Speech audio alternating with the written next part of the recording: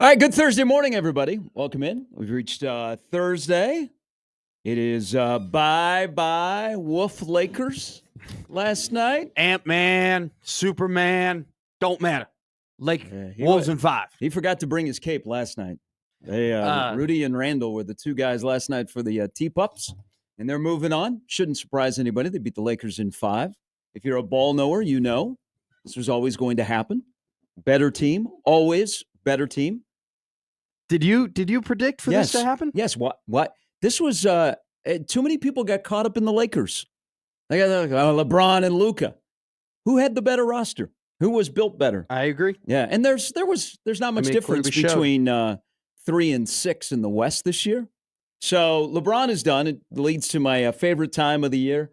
I love this time of the year. Love this time of the year. May showers bring whatever flowers or whatever that saying is. Because now the speculation about LeBron. Will he return for his 23rd season? Absolutely. Will he be age 41? Will he be playing in Los Angeles? I can't wait. I love this because I love people that love attention. And LeBron's going to suck the air out of the postseason. SB's part 2, baby. He's going to walk up on the stage again. He's going to act. He's going to have some people float out the rumors. This may be it. This might be the retirement speech. He'll have Rich Paul and Mav Carter in the ear of people trying to convince them. Then he'll step on a stage and be like, "Oh, I ain't going anywhere," because this, I grew up with LeBron. I love LeBron, but I will admit the man loves. You have to admit he only had 5 points in the last 2 games in the fourth quarter. The man loves attention. Yeah, he does. And he's an attention whore. Yes, Jimmy. Whoa, absolutely. Whore. You added the second part of that. He is. I just said he's a man that loves attention. He is. He loves it. Yeah. And so there is no doubt in my mind that he is going to have his retirement tour. He's going to tell everybody this is the last. So? Oh, without a doubt. You think he'll have a retirement tour? Or he'll just say, "Peace, I'm out"? No. Oh, no. Have a press conference. He will milk that like 10 cows. He'll call it the last. So? Oh, yes, yeah. Absolutely. Like double milking. Like 2 hands. As much as I'm sus about, his need for attention, I don't know. He might do it that way and just say, "Peace, I'm out." He wants the Kareem treatment times 10. Yes, absolutely. He wants the rocking chair at the final game with the Lakers. He wants the rocking chair in his final game against the Cleveland Cavaliers. Name an award after He'll want the rocking chair when he plays the Miami Heat for the last time. He will absolutely do the tour. Does he deserve it? Yes, but it's right up his alley, and it's fine. See, I think the Lakers should move on from him. And they should turn their franchise over to Luka. Hell yes. And either LeBron is out of Los Angeles or he retires. This is the time you have Luka, which I guess he's fair from criticism because of Nico Harrison. But if I was the Lakers, I would say the time is now because you have to move on from Bronny, right? Yep. So once you move on from Bronny, you got to move on from LeBron. The whole family. You got to rebuild your roster because they had no depth on the bench. They of course did not have a center. No, they don't have a true rim runner. Yeah, which is why Maxi Kleber, who hasn't played in half a year, had to come in because Jackson Hayes is so sorry. I mean, I would say, you know what, our team is Luka, and we're going to move on because we have to redo our roster. I mean, we have a head coach who was your wine buddy. A little sensitive. But Frank Vogel and Darvin Ham both had better first years than J.J. Redick did. And when it comes to the postseason, one won a championship. The other got to the Western Conference Finals. I say, LeBron, we'll find a new home for you for one more year or you retire. That's what I would do if I was the Lakers. I know they won't do that, but that's what I would do because now you have to start thinking big picture. But I just want to throw this out there because this is my favorite time of the year. It's my favorite time of the year. Throw it out there. Because of LeBron and the speculation and the press conference last night where, the talking heads today are going to have a field day. They're going to have a LeBron-gasm. Because they're going to look at the things and they're going to go, what was the body language? What was that like? It's the same thing every year after the Lakers lose. But I want to point something out because I know there's also the comparison. This is also my favorite time of the year about LeBron and Michael Jordan. Mm-hmm. And you can appreciate them both. You can appreciate the greatness of both of them and how much they have impacted the sport. But I just want to point something out. So Michael Jordan, his first 20 games, playoff games, he was only 5-15. Yeah, they were trying to figure out the roster in Chicago. They were an 8 seed all 3 of those years, and they were playing some of the best teams of all time. Correct me if I'm wrong. Is LeBron 2-12 in his last 14 playoff games. So is that right? Did I see that stat correctly? Yeah, Did I hear that on Inside the NBA early this morning? I don't know. I'm just checking. He is 2-12. Now I do want to throw out a couple of things. Cleveland here. Browns like. Some very poor roster construction from the LA Lakers, even before they traded for Luka Doncic, was a part of this. I think we need to go back and discuss the fact that trading Kentavious Caldwell-Pope was a massive mistake for the Lakers. And even on top of one, I never understood why they got rid of JaVale McGee and Dwight Howard and replaced them for Marc Gasol when that was a recipe that worked for him, having those two big guys. Way back. Oh yeah, I mean but you're going way back. This is when it started. Wait till he drops Elvin Campbell. When they in there. opted for Schroeder and Gasol was part of when they didn't play well in 2021, which caused them to press the panic button and get Russell Westbrook and trade Kentavious Caldwell-Pope and Kyle Kuzma, which then led to other really bad decisions. And they were able to get themselves out of sticky situations with good acquisitions like Rui Hachimura. But the 2-12 has a lot to do with, I think, some failures from Rob Pelinka. And so I'm not going to LeBron the GM. Well, see, that's another part too. LeBron failed. LeBron on the floor this year had another incredible year for a man that's 40. But the LeBron GM has really struggled. And probably the LeBron addition of his drinking buddy to be the head coach also had a fact. JJ Redick didn't have a bench, so that's part of the GM part. He wasn't ready for playoff basketball. But he got exposed by Minnesota. I mean, last night, Minnesota didn't play very well. They were 7 of 47 from beyond the arc, and they essentially had two guys that were playing well, Randall and Rudy. And Rudy Gobert was unbelievable last night, and they lost that game. And I never had a sense that the Lakers were going to win last night. Watching, they had no sense of urgency. No, zero. Yeah, so it was, I don't know. I wonder how Nico Harrison is feeling today. Well, there's a lot there. See, that's the Lakers.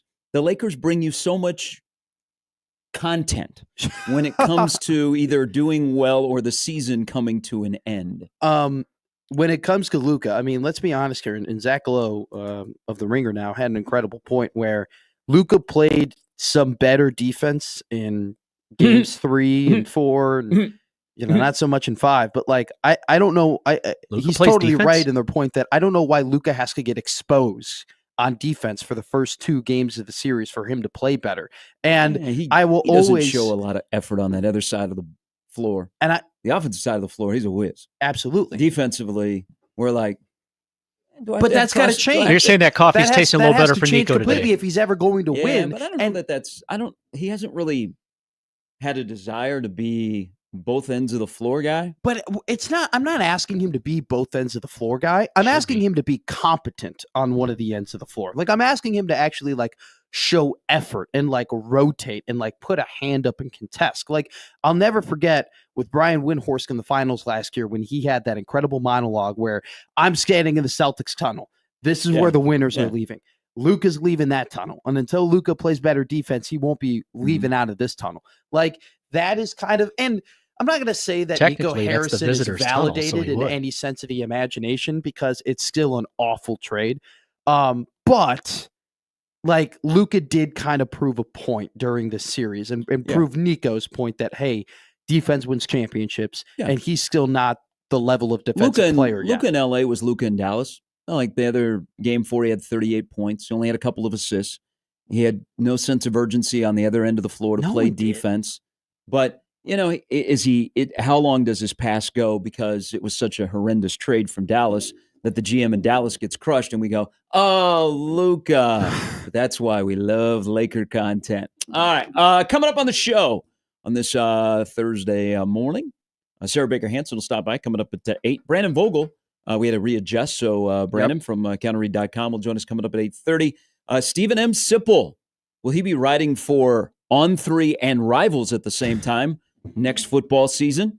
He'll join us coming up at 9:15, and then Brian Edwards stops by at 9:45. It is also Trey Day if you're into Creighton, because Trey Taylor, the 4-star quarterback from the Chicago area, will make his decision at 3:30 today. Bookmark your 24/7 YouTube page. Shout out to Shape Brunsey and BC at 24/7.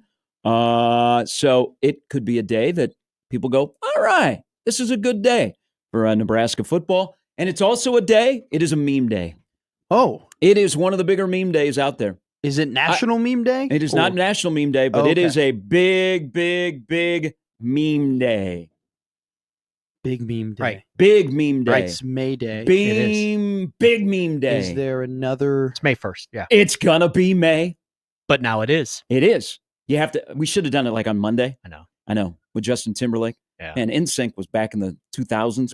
You were fighting it, Banger. though, so we were. Banger. I'm so confused. We know. NSYNC song? Yeah. Justin Timberlake? They were an It's gonna American be pop May. group. Oh, I didn't know that song. I didn't know that was a song. So okay. The guy from Trolls used to be in this boy band in the late 90s. And yeah. So today is a big, when people are going to start waking up, they're going like, oh, it's May 1. And it's going to be May. And you know what? It is May. And you know what today is also? Mayday. Mayday. I thought we'd have baskets, to be honest. I thought someone would bring I didn't this. know that the guy that Bring It On Down to Packinville was a part of a boy band. Yeah. I'm That's kidding. where you got to start. I'm Yeah. kidding. I knew that NSYNC. One time though, Disney did get channels NSYNC were and all Backstreet started. Boys confused. That would And be that- easy. Now, to be fair, we all did. 98 Degrees. Yeah, and I got the two boy bands kind of meshed together, and I got hammered for No, that. I think, you know what? No, you weren't alone. I think I know. I did think too. I think a lot of people back because they were all going about the same time. Now, if you would have gotten Menudo and Sync mixed up, then you deserve to be crushed. But shout out inclusivity. See, guys, I didn't grow up in the era of boy bands. We were like, I was a little bit past that. Like that was during like the heyday of boy bands. I was like 2 or 3 years old, and by the time we got out of it, we were fully into I guess we were into brother bands like Nick Jonas, Well, those Joe are boys. Jonas, and Kevin Yeah. Jonas. Like the bro bands were in, but the boy bands were out. Nebraska football was winning a lot of games when boy bands were a big thing. Yes. I don't know if there's a correlation, but just throwing it out there. Maybe we should make boy bands a thing again. I don't know what do they consider? Is it K-pop? That might be the next one. Is that a version of the Japanese boy band? Well, they're Korean. I haven't heard much about them in a I'm while. pretty sure neither have I. They haven't they were really They might be back in the national. lab getting ready for another album release. They all look the same. They all look the exact in terms of how they manicure themselves and how they dress and everything like that, and how they literally act I don't know. Seriously, they just all act too similarly. It's like a student section at an SEC game. Yeah, they're all wearing the same polo and pins and everything like that. I don't know. They were international when I was in grade school. And, K-pop? Yeah. Oh yeah. They're still There was international. that one big one. That one. Would you just No, but No, that was aren't they Menudo. just That's- recent?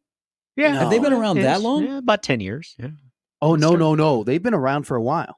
But just in the U.S., like the last few years. No, they were. I remember they were a big deal. BTS was like the Careful. Don't say K-pop. BTK. That's something No. different. BTS was a big K-pop boy band. Yeah. And they were really, really popular in 2015, 2016. I have no Those idea are good years.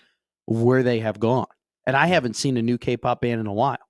What has been the last boy band? Is it still You're the asking the wrong Jonas guy. Brothers? I'm just going to guess yes. Well, once you've had NSYNC and Backstreet Boys, because Backstreet Boys are still touring, Mhm. I think you just stop. Great place pick up moms. You Mhm. could be young, but you're not going to top the Backstreet Boys. Backstreet Boys. You laugh, but Hey, Backstreet Boys are extremely popular. You know why? Because the same audience that was that age when they were coming up now still follow them and will go see their shows. Mm-hmm. I think they just did a Vegas residency. They were in the area not too long ago. They still put on a great show. They do. Mhm. They do. They I still just- got all the They dance- walked they so still got Taylor all the Swift dance could moves run. and I didn't stuff. peg you as a Backstreet Boys guy. That is No.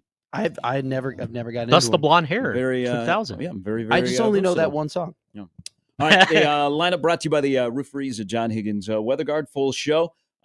Before we move on to Trey Taylor, we have to talk about Marty Brown. So, quite a scenario of the former Creighton Prep running back who went to North Dakota State and redshirted, and then this past year had a monster year. Good on, shout out Marty for doing what he did, and then having options where he could go to Miami, Cal, Nebraska, or wherever he chose. And yesterday, this whole thing has been very curious in the way it's covered. And portal recruiting is a little bit tougher to cover than high school recruiting, but only did one public interview, and that was with the Miami website, CaneSport. Yeah. Then Pete Nakos from on3.com had him going to Cal. And then yesterday did a pivot about mid to late morning about Cal's out. They gave him a timeline. And then shortly thereafter, Marty chooses Miami. And so, I think it was everything that I thought would happen if he didn't choose Nebraska came to fruition. Nebraska did make him they wanted him. They didn't know much about him. Yeah. There were a lot of people that then said, hey, this is who he is. This is what he can do. And Nebraska, led by Matt Rule, were like, oh, yeah, we're interested, and got involved. And it's not like they slow played him or underplayed him. I think from the start, and I said this last week, that Nebraska would be, and it's nothing Rule could do, would be fighting an uphill battle because of past relationships between Marty Brown and Nebraska, and Rule wasn't even here. And just the off-putting of, why didn't you give us more of a look when I was doing things at prep? And there was nothing Rule could do, so he already had that going against him. And you know what? Good for Marty. Marty chooses a place. Fargo in the winter, Miami in the winter. I've been in both places. And a little different. And you know what? When you may not have an NFL career, I'm all for you getting paid when you have a chance to get paid. Sometimes life-changing money. So I'm happy for him. It's an Omaha kid that is playing at Miami. And whether they're playing in Lincoln or they're playing around the country, it is great for high school football in this state to have Nebraskans playing in big-time programs, and I wish him the best.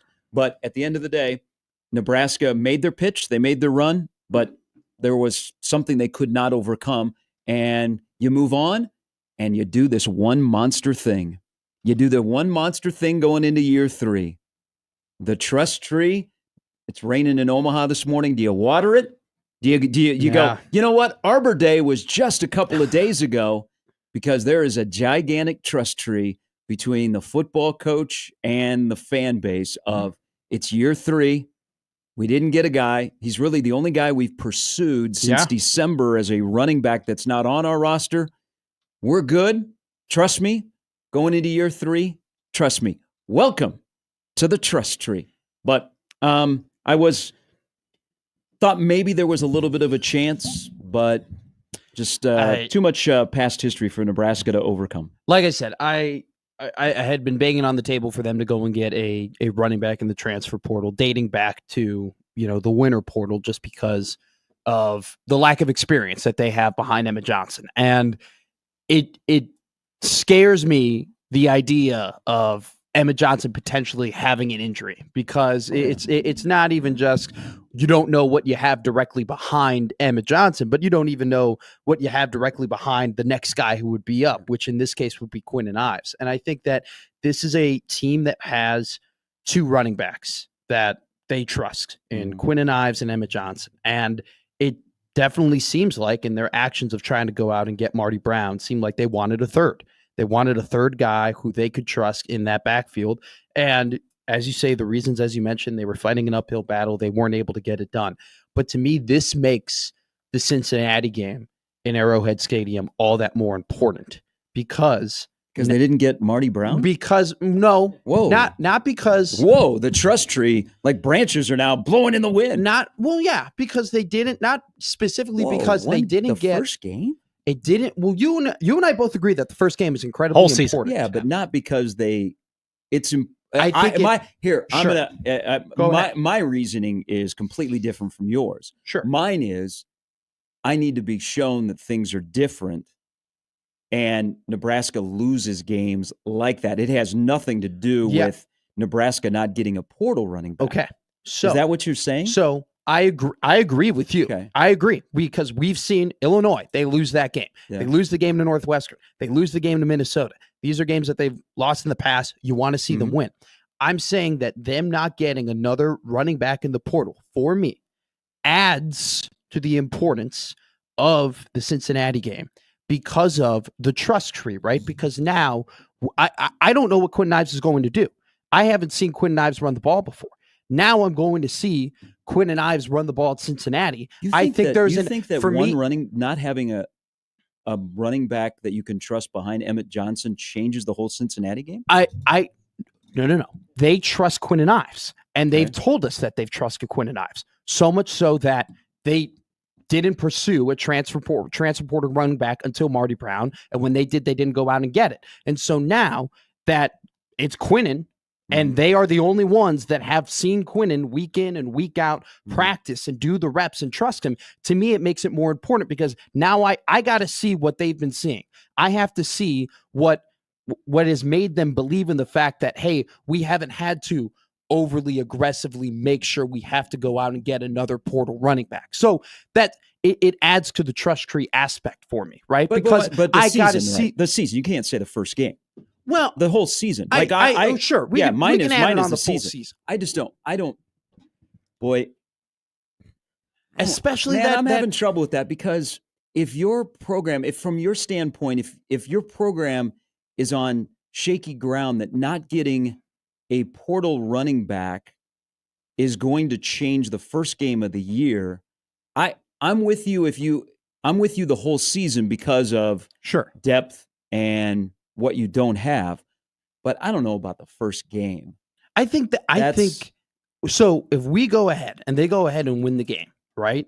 And Quinn Ives looks really, really good, and he has 8 carries for 50 yards, and breaks 1 or 2. We're going to be sitting here and we're going to be saying, "Man, that was a great call by Rule. That was a great call by the staff. They've developed this guy. They trusted this guy. They gave him the opportunity." I wouldn't do that after the first game. If I'm not saying you. I'm just saying in general, we would feel good about. Hey, you would, but you have to play 12 games.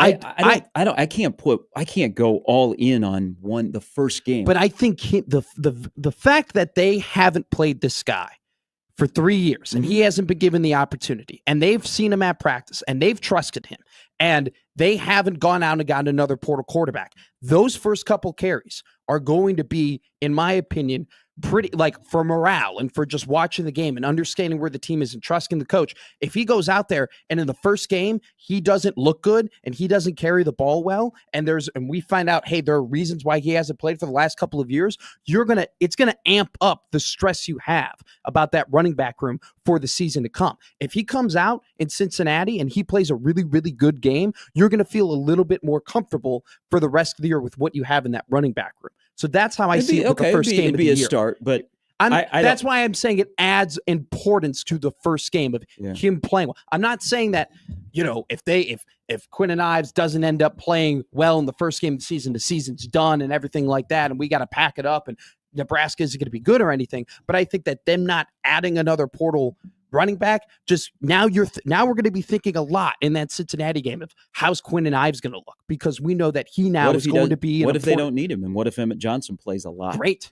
So that's why I can't go with one game. I'm with you on the season, because the depth. But we'll get into this a little bit later. But it's the narrative of, like, we are now going to have this question of whether or not Quinn Ives is really the guy. And we are not going to know whether or not he is until he plays at Cincinnati, because he hasn't had a big role in a game before. Why are we focused on Quinn Ives? What if he is not the second best running back on the roster?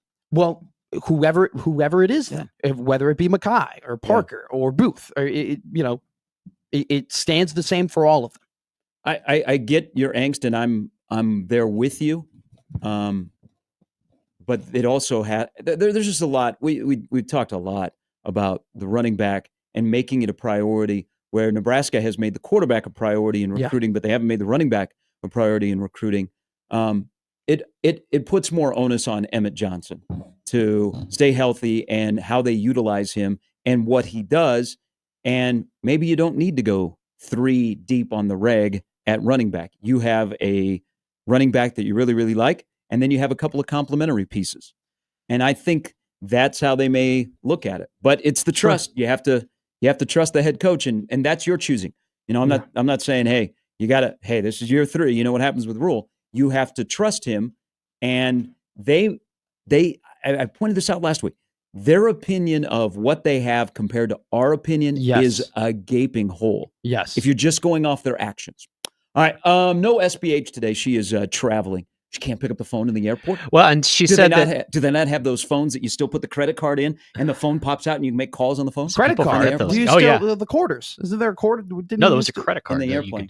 In the airplane. Yeah. In the actual airplane? Yeah, right in front of you on the back of the seat. You could call your friends from 32,000 feet. You had a credit card. You could slide your credit card. The phone would pop out and you could make a call. I've never seen that before. Yeah, they haven't been there for a while. It's like the cookies on Midwest Airlines. Yeah, I think it's probably about, 10, 15 years ago when you start to see that phase out. Mm-hmm. Just like the catalog. But I heard United. A friend of mine just flew United. Yeah.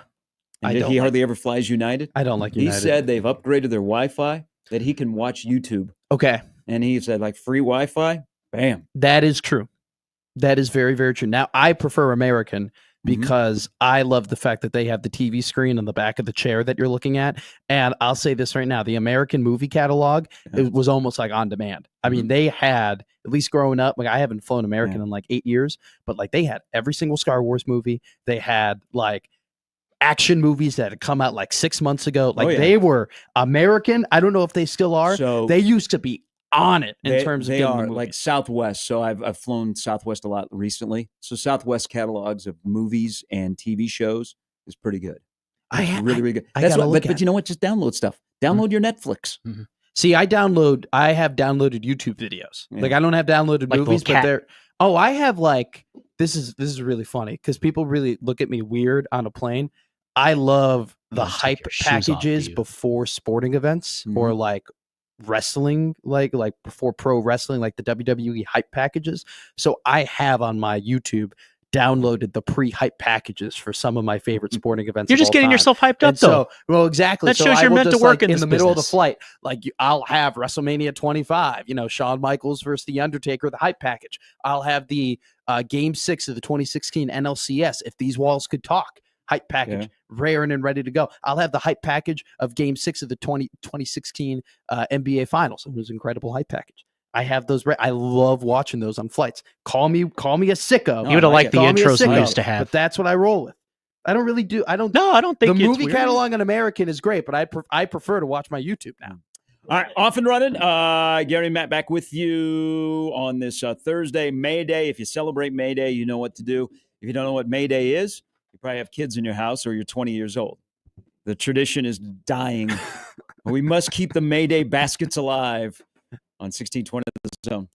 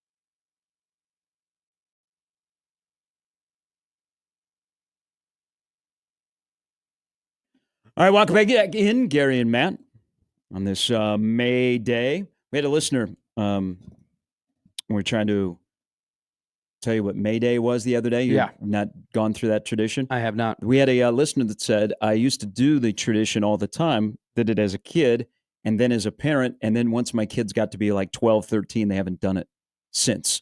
So if you know, you know, today is Mayday with a basket, a knock, a sprint away, or you're going to get kissed. So underrated Bond villain. And maybe if there's, like somebody in your neighborhood, you maybe trip in the front yard and you're like, oh, I can't get away. So this is just essentially Easter baskets, but for dating. Yeah, a little smaller. Yeah. Okay. Just I was never looking for a date. I thought you said that was part of it. If you fancied somebody, yeah, you were a gentleman caller. But you run. Wait, so you run away so you didn't get kissed, and then they catch you, like you knock on the door and run. So would you like go to Susie Carmichael's door and then like put the little Mayday basket there, and then like she chases after you, and then you trip. Oh, I tripped, and then she's got to kiss you. We didn't have in my neighborhood growing up. We didn't have many girls. Like we had old people, so I get that. Eileen Doyle lived up the street. She didn't like boys. Yeah, I'm pretty sure. I don't know. She was one of us, so she was a tomboy. Okay. And then I had that too. We had the Vlacks across the street. I had old people. Jennifer, and then I was more onto her mom. Jennifer's mom's got it going on? Yeah, Carla. Hey. Carla was a smoke show. Mm-hmm.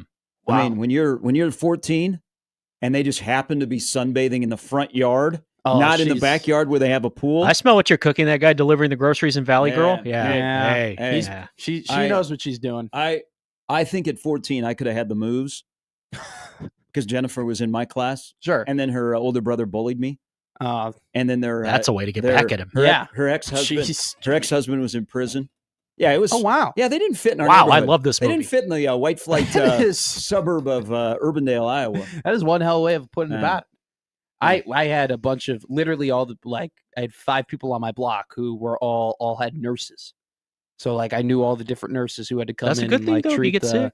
And then basically I was like the nurse to like the 3 97-year-old people who lived in my grandmother's house, and so I would be going up and down the block. All you can eat Werther's Original and whatnot. Yeah, no, it was Skokie, Illinois, man. We got a lot of old people. Here is a young person. Here's Andrew.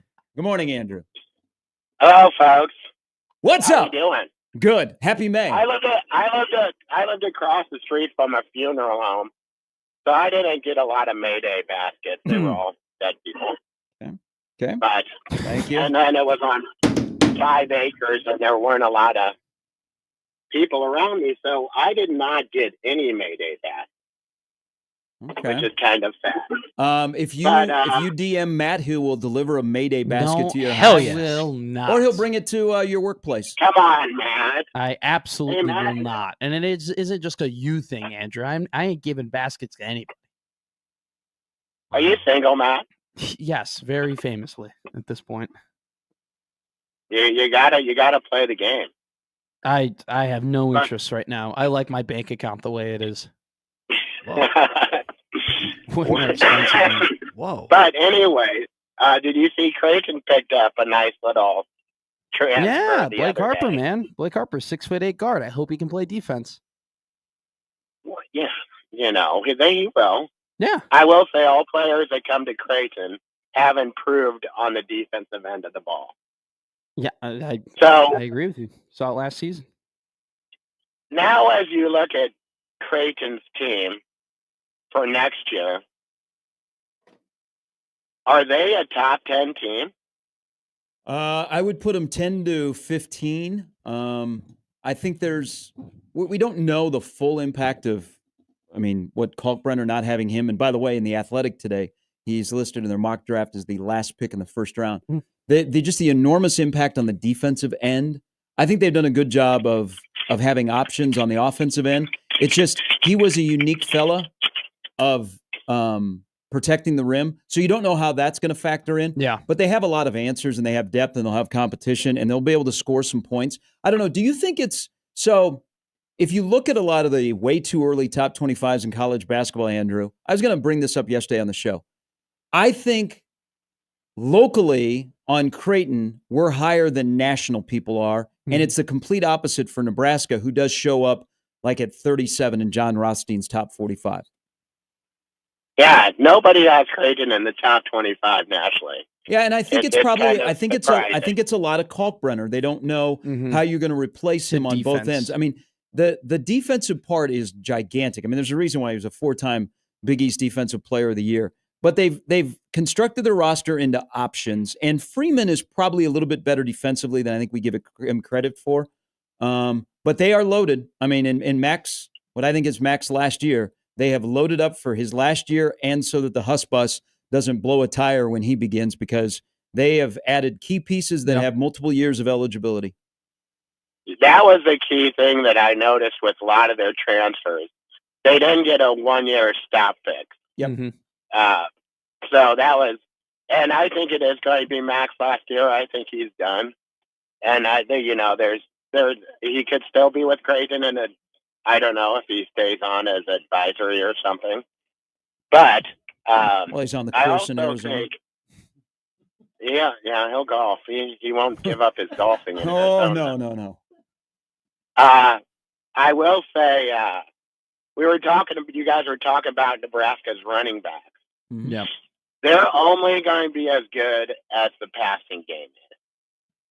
And what will the running game look like? Yeah, I don't agree with that. I mean, it's complementary football. If your passing game only gets better if your run game is better, your run game only gets better if your pass game is better. I don't think I have no solace thinking that Nebraska is going to be able to throw the ball 60-70% of the time, if that's what you're alluding to, and still have an effective offense.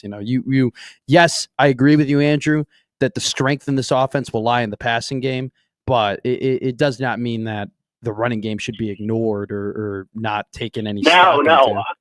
I'm not saying that at all.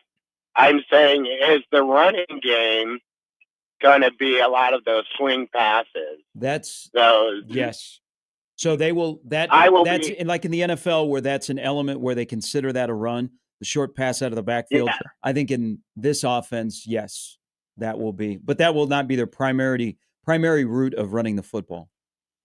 But they will throw they will throw to the running back. More than we've seen in a long time. Yeah, and I think that will help the running backs kind of, get some speed going and catch it on the run. And, I think that's an advantage. Yeah, the perimeter blocking's got to be better, though, for sure, if you're going to do that type of offense. And can't be worse. No. No, it can't be worse. And I think that will be handled. Yep. I think that will be taken care of, or at least attempted. But as usual, Matt, I've got the season tickets for the Jays next year for you. That seat right next to you. Hell yes. Andrew, I will go to a game with you. I will go to a game. All right. You heard it here. I'm not going to be wearing Creighton, Blue Jay blue or anything like that, or I'm not. You're not going to see me in a Corver jersey, but I will be there. Benjamin? I will go with you. Mm-hmm. Okay, I'll even buy you popcorn and maybe a soda. Hell yes. Thank you, Andrew. Have a great day. Yeah. Bye. Oh, all right, I love Matt. when we have a connection on the show. Me too. My favorite soda is Miller Lite, so I hope he gets me that. He will. The big size. It'll be great. Hey, by the way, speaking of Miller Lite, this is a curse. Official beer of the Dallas Cowboys. That the Milwaukee calories. Bucks have not won a series at home since they switched Miller Lite out for Budweiser. Well, in Milwaukee? That doesn't surprise Isn't me that for a against the second. law? Yes. You can't do that. Yep. Can't take a Miller product out. No. Not even Shots Brewery can get in I there. don't know where you found that, but that is the least shocking thing that I've heard within the sports just news cycle, period, end of story. It's like when they got rid of the Mecca court. It's when they got rid of the parquet floor. Yeah, they should get rid of Doc Rivers. I'm surprised they haven't yet. That's how many teams have we said that about now? I mean, would ESPN want Doc Rivers back? Yeah, ESPN absolutely Stick him on the loves number him. one crew again? Yes. You think Yes. ESPN would want Doc Rivers back? Oh, yeah. Absolutely. Wasn't there? Oh, yeah. Wasn't there some scorched earth on his way out the door? Was there? Ooh. I don't really remember. I just thought it was he was working and then one day he wasn't working. Mhm. I don't know. NBA is Earth Day. Well, every there day. was- They just recycle no, coaches. Well, there was no. It was An analyst. wasn't to it be honest. Reddick? It was JJ Reddick who went after Doc Rivers He'll be available in a on couple years. ESPN. I don't know. JJ will be there. JJ, I don't think JJ. I think will be a coach in the He's NBA. going to have to grow some thicker skin. Their bench had 4 points in 50 minutes. But yesterday, I mean, he got exposed as a first year. Yeah, I was going to say you're not pressing anything. No, it's the microphone. He got exposed. And also it was not a good sign that his team basically bailed on him to begin last night. They had no sense of urgency whatsoever. He's not going anywhere. Fremont Fred says, "You and Andrew now have a date. We've made a connection on the show." I just call it two buddies going to a basketball game. No different than what I've done with plenty of other males over the last basketball season, whether it be in Lincoln or whether it be in Omaha, whether in both the Chi and in Baxter. Yeah. Huh? Shout out men. Shout out basketball is more so what I was going for. But we're a football state. 17 weeks from today. 17 Thursdays from today. Ooh, we'll be in Kansas City doing a show, doing more shows, doing a football game. 17 weeks from today. You guys ready? I am ready. I'm ready for football. I'm officially I am. You're a doomsday guy. Nebraska doesn't have a backup running back, and you're like, that season's over. I'm just saying that based on just what we've heard about Quinn and Ives and how they have approached the portal when it comes to running backs, I think that there is now an added importance of the first game when we see Ives get his first couple of carries, and that way we can, properly judge the evaluation that this staff has had on him. You hold a backup running back in high regard. I hold a backup running back in a high regard because it's gonna be the reason or the sense of what the first game is like. I hope Emmett Johnson carries the ball 20 times, catches the ball 7 times. I don't think it's. I said the first game is now a little bit more important because you have an unknown commodity who is going to be playing. But don't you have unknown commodities? Yes, but more important positions where they're actually going to be starters for the first time. But an unknown. Whoa. If we're referring to like Cam Lenhart and Riley Van Poppel in the defensive line, I mean, they have played more games and have had way more snaps than Quinn and Ives. What if they're not starting? Well, Elijah Judy is there too. I mean, that's neither here nor there. It has to do with the fact that this guy had been on the team for 3 years, and we have seen in the past that, running backs seem to burst onto the scene very young, whether they be a freshman or a redshirt freshman, and he hasn't been able to do that. And I think them going out and getting, trying to go out and get Marty Brown is indicative of the fact that they did feel like they needed more in that room. And now that they have failed to go out and acquire that and get him, I think there is an added importance in terms of how we view this coaching staff. Marty Brown was from St. Louis, Missouri, would Nebraska have pursued him?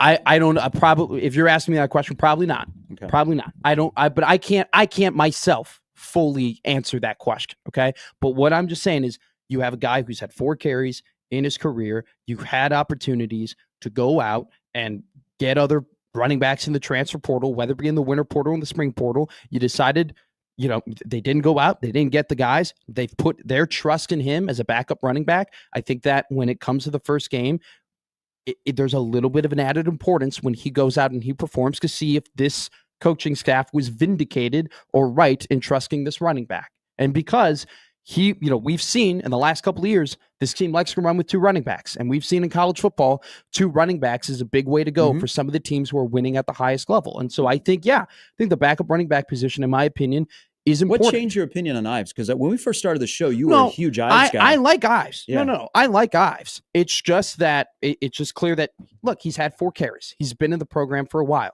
They've put his trust in him. Okay. I just want to see if that trust was warranted. And that's why I think now that they haven't gotten Marty Brown, that we will see if that trust was warranted in the first game of the season, which is why I say there's a slightly added importance of that first game of the year. That's my opinion. All right, a little bit later, Brandon Vogel stopped by. Steve Sipple from On 3 and Rivals. That's going to take some getting used to. I don't know. I think probably they'll be only On 3. Also, Brian Edwards stops by in 1620 The Zone.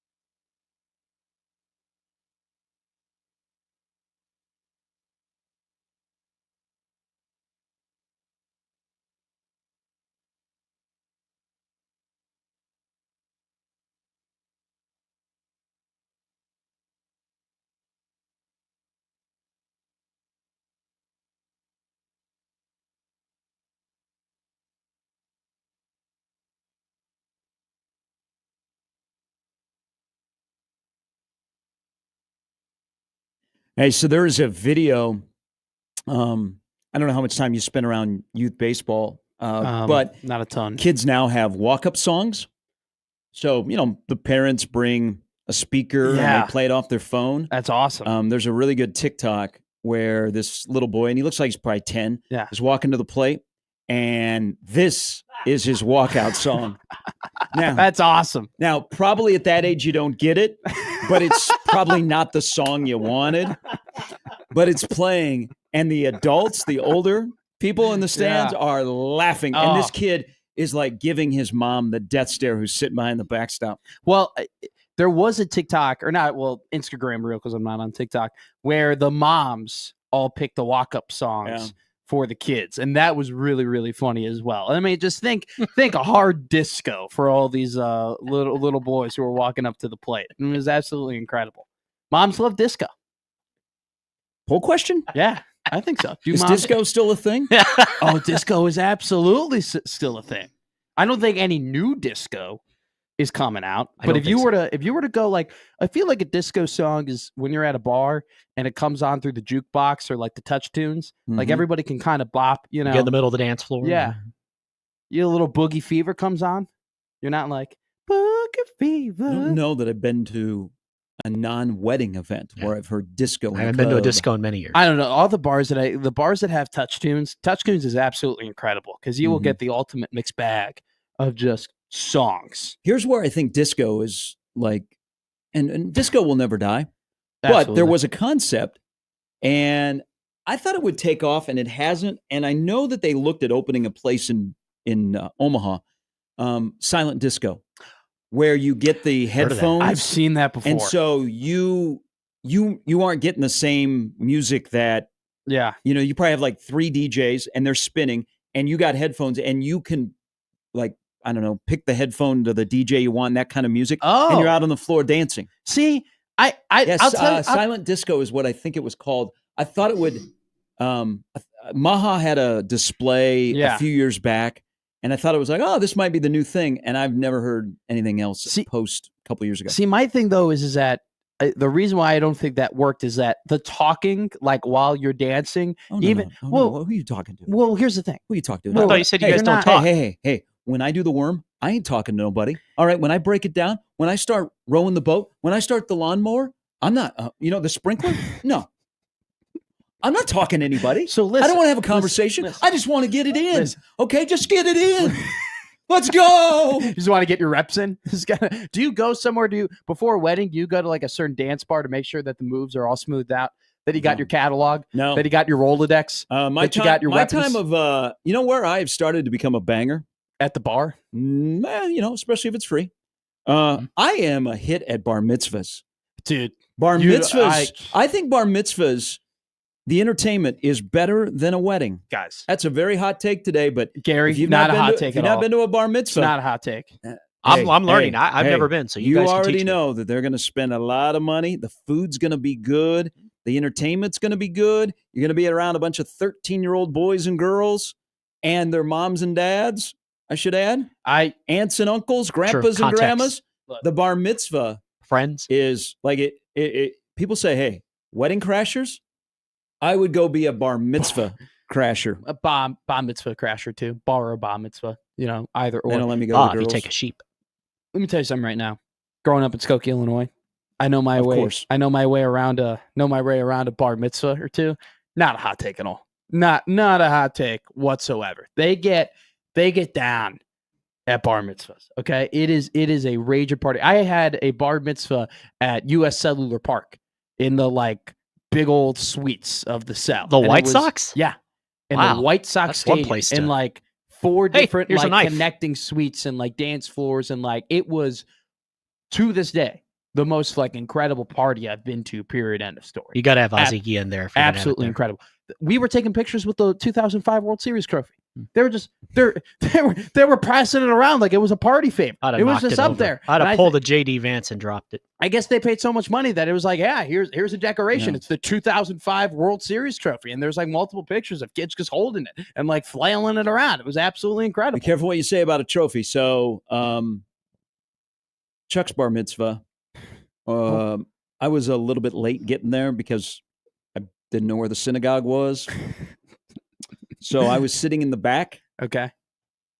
Which is perfect because I was watching a game on my phone. Wow. I did that at a friend's wedding. And That's It was a not halal. Huskers. And I Hebrew I'm not up on. Sure. So It's one of the very few languages that you're not in tune I with. was a little lost. Yeah, And I there think was no most like people were. program. So I worked my general manager in Fort Myers.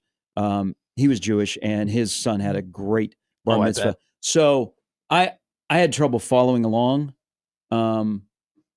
But I was watching my game, which I got scolded for vehemently afterwards. Because But- this is, then- it is quite a big tradition. But then they bring, like the do you say it's the kid that's getting the bar mitzvah? yes, He brings around the. he's becoming chalice. he's becoming a man. Yes, I was like, that's cool. He's carrying the Stanley Cup, and I said that to him when he passed by. Probably should not have said that. yeah. I don't think that's really an area you're supposed to make jokes I'm not at. for the ceremony What? because the Oh, I'd be ceremony's too kicked out long. then. Well, I So just you- I couldn't follow along, and they don't have like in the program, like for people that are not of the Jewish faith, how Sure. to follow along. Well, so the I pro- was completely lost. The pro move is that you don't go to the. Well, I was kind of obligated in Ceremony. both of those. Yeah, I never been to the ceremony. I just go to the parties. Well, parties are Parties are banging. usually they're in really nice places, and the food, the music, the Hire entertainment. Van Halen. Yeah, weddings, and I mean, the Pink Pony Club is going to take over the weddings this Yeah, summer. I mean, that's a just good get point. just get used to it. All right, a little bit later, Brandon Vogel is going to stop by. No Sarah Baker Hansen, she is traveling, so we will catch up with her next week. So two things last night. I know I'm getting killed here. People are like, you're not supposed to say what you said. You know what? Here's the thing. The Stanley Cup I thing? didn't. It's Well, okay, so it Chuck, and he worked really, really hard. Okay, I explain mean, that he to put- me because I would have said the same thing. They go ahead. They go ahead and I don't know about the chalice because, like I said, I've been to. It was the multiple chalice, bars. and I said, "That looks," and I said it as he was passing along with the rabbi. Would that be? yes. Okay, you can tell how stupid I am talking about It's this. fine. Now Um, you feel like me for a second. As he came by, I'm like, "Oh, Chuck, that's the Stanley Cup." Wait, how loud did you say it? Um, Like loud enough for like I thought it was a whisper. Are you talking that you said it No. loud enough for multiple people? I said to- like, "Cool, that's the Stanley Cup." oh, Don't feel too bad. I would have heard that and been like, hell yes. I No, thought I I was the mean, only one who Well, thought that. I think the diehards, the old schools, did not like. I mean, that is like 'cause one I of the was more so- sacred traditions. I got there late, so I wasn't sitting with the group I was supposed to, so I had to sit in the back. But it's Lord Stanley's Cup. It's a great moment think- for a young man and a young woman in that faith. And Chuck worked really, really hard. They do work hard. And he got a lot of money. So that's Hey. another thing. All right. There's actually That like he a could've bar. paid for his 4 years at Nebraska. Did you hear about? Do you know the story of Lil Dicky the rapper? That he Is started. he related to Gilly? He started becoming not. no. He started becoming a rapper, and he used his bar mitzvah money to like Really? to do it. I mean, he's a very famous rapper now. He even has his like I don't know if it's still going, his own comedy show, but like he started his career with his saved up bar mitzvah money. I mean, it's That's smart. absolutely I incredible. found out what Chuck made, and I was like, geez, is it too late? Yeah. I know. I mean, hey, Yeah. Yeah. my It's kind of my a- first communion, and when you get, I got nothing for my first communion. yeah, I got think I jack got- squat. I think I got to go back and look at that. I got a believe tie. I believe that I got screwed. There's some cash like stuffed under some floorboards over in Urbandale. Well, I don't think my parents promoted that. Hey, first communion, why don't you bring something? Yeah. I don't really my first communion, I didn't get my first communion until I was in 5th grade actually. So Yeah? 'cause I was a late bloomer. Is that normal? No, it's I think I second was grade. third. No. At St. Pius X, we did. It was a big deal because then you got to go up with your parents at church. It You was- have to sit in the pew. It was really awkward because when they took the group picture, I was like Buddy the Elf with all the elves, like because I was in 5th grade, everybody else was in 2nd grade. I was much taller than the entirety of the 2nd grade class. It was tough. The It's a funny the picture. You go host finish those goldfish, sir? the host that they give out for communion ruined it for me when I went to the religious store because you could get. They were like sacred, and you could only get them in the church, and they held them. You know, like I was an altar boy too. You Yeah. can So buy they- them? Yeah, I went to the church store to buy like a book, and yeah, you could buy like a pack of them, and I'm like, this just Wow. defeats the purpose. What am I going to sit around watching Seinfeld, eating Communion wafers. having communion? You got to lay off the pipe, man. A couple things last night. I mean, I guarantee you they are low calorie. I'll buy you some Cheetos. Good Lord. Well, that's also they're styrofoam. Okay, it's like the one time in life you eat styrofoam every Sunday, or on a day of obligation, packing peanuts, and you don't even think about it. You're like, you know what? You don't ever go to Father and say, hey, do you think you guys can upgrade it because it just the nutritional value of the host is not. Yeah. Can we mix in? Can we make some cheddar cheese ruffles? Can we mix in just do the bread? Like do the bread, okay? Right. Get a little Rotellas and let's have a going downhill. This is your so religious segment. I'm going to save it here. Dangerous segment. I'm going to save it here. So a couple of things from the world of baseball last night. One very, very serious. Yes. But that's why I'm going to save that. The other one is a laugh out loud moment. Watching the Orioles and the Yankees last night. They had a little skirmish.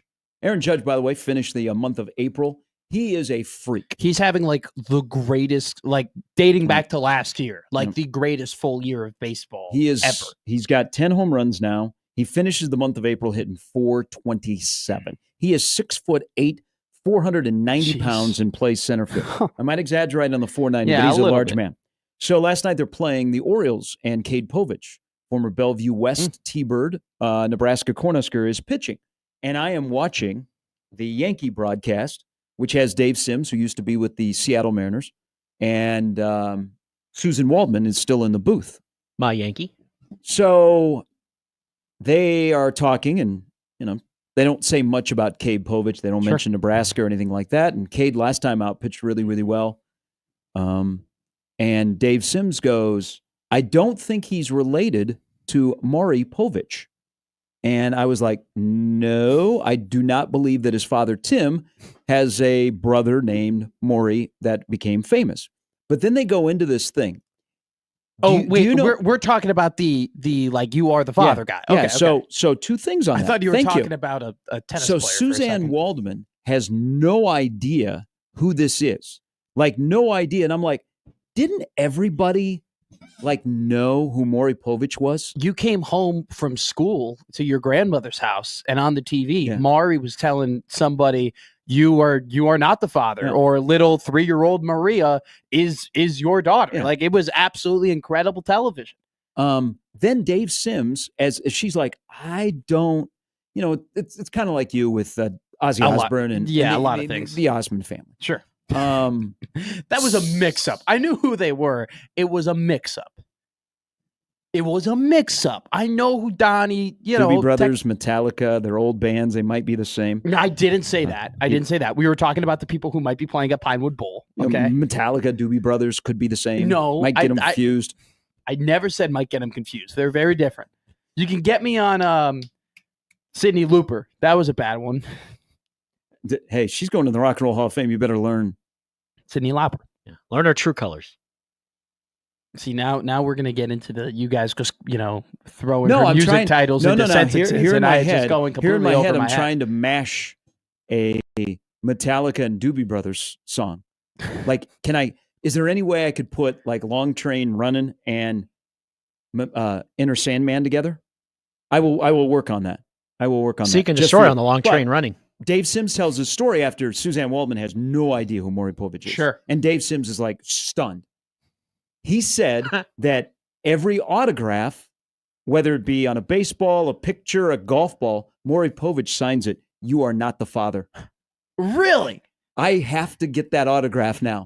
Is that on your that's on your list? That's on your bucket list? I was like, that is a baller shot caller that you sign every autograph with you are not the father. How about this, though? What if you had him sign, you are the father, and then you had Maury take a picture with you and his son? We have too many messed up gender reveals. We do not need Maury Povich, who messed up a lot of people's lives, because if you don't think you're the father and all of a sudden you're told the father, that is like startling. You gotta go shopping. Oh, absolutely. I don't think it's... Or you got to go into witness protection. I don't think Maury ruined their lives. I think Maury was just, What if he was fake news and wasn't telling the truth, and he told somebody that they're the father and they weren't? Clicks. Then all of a sudden, there goes their paycheck. Have you ever seen, there's this one episode where this guy, he had already been on the show before, and he was the father. And then he was came back on the show. Came back to do it again with a different woman. Well, that happens. Yeah, with a different woman. It happens. And he was back on. And not condoning it, but it happened. Yeah. I don't remember, though, People if get he around. was the father or not, but I remember that he had some repeat people. It's like, you ever watch Clean House with Niecy Nash? Related to Steve? Steve, no, not related to Steve Nash. No, so good. She would like go ahead and clean the clutter-filled houses of America, and then sometimes there would like be episodes hoarders. where she already cleaned up the house. She would come back to the same house that was already clutter-filled. It was tough, man. Clean House is awesome. There, and then last night in Major League Baseball. Yeah, what happened? So this is terrible. Watching the Cubs game last night, they're playing the Pirates, and by the way, they gotta beat Skeens today. 11:45, by the way. I don't know that they should have kept playing last night. So an inning ends. It's in the 7th. The inning ends, and in right field, They show the video, and I don't get it. So about 20 feet up, Clemente Wall in right field. You're right, kind of on top of the field, and so the inning ends. The Cubs players are coming off the field, and there is a gentleman. Which there's video out there of somebody that was sitting behind home plate that just happened to be videotaping, and you see the person fall 20 feet down onto the warning track. Now, he is currently in critical condition. He was not moving.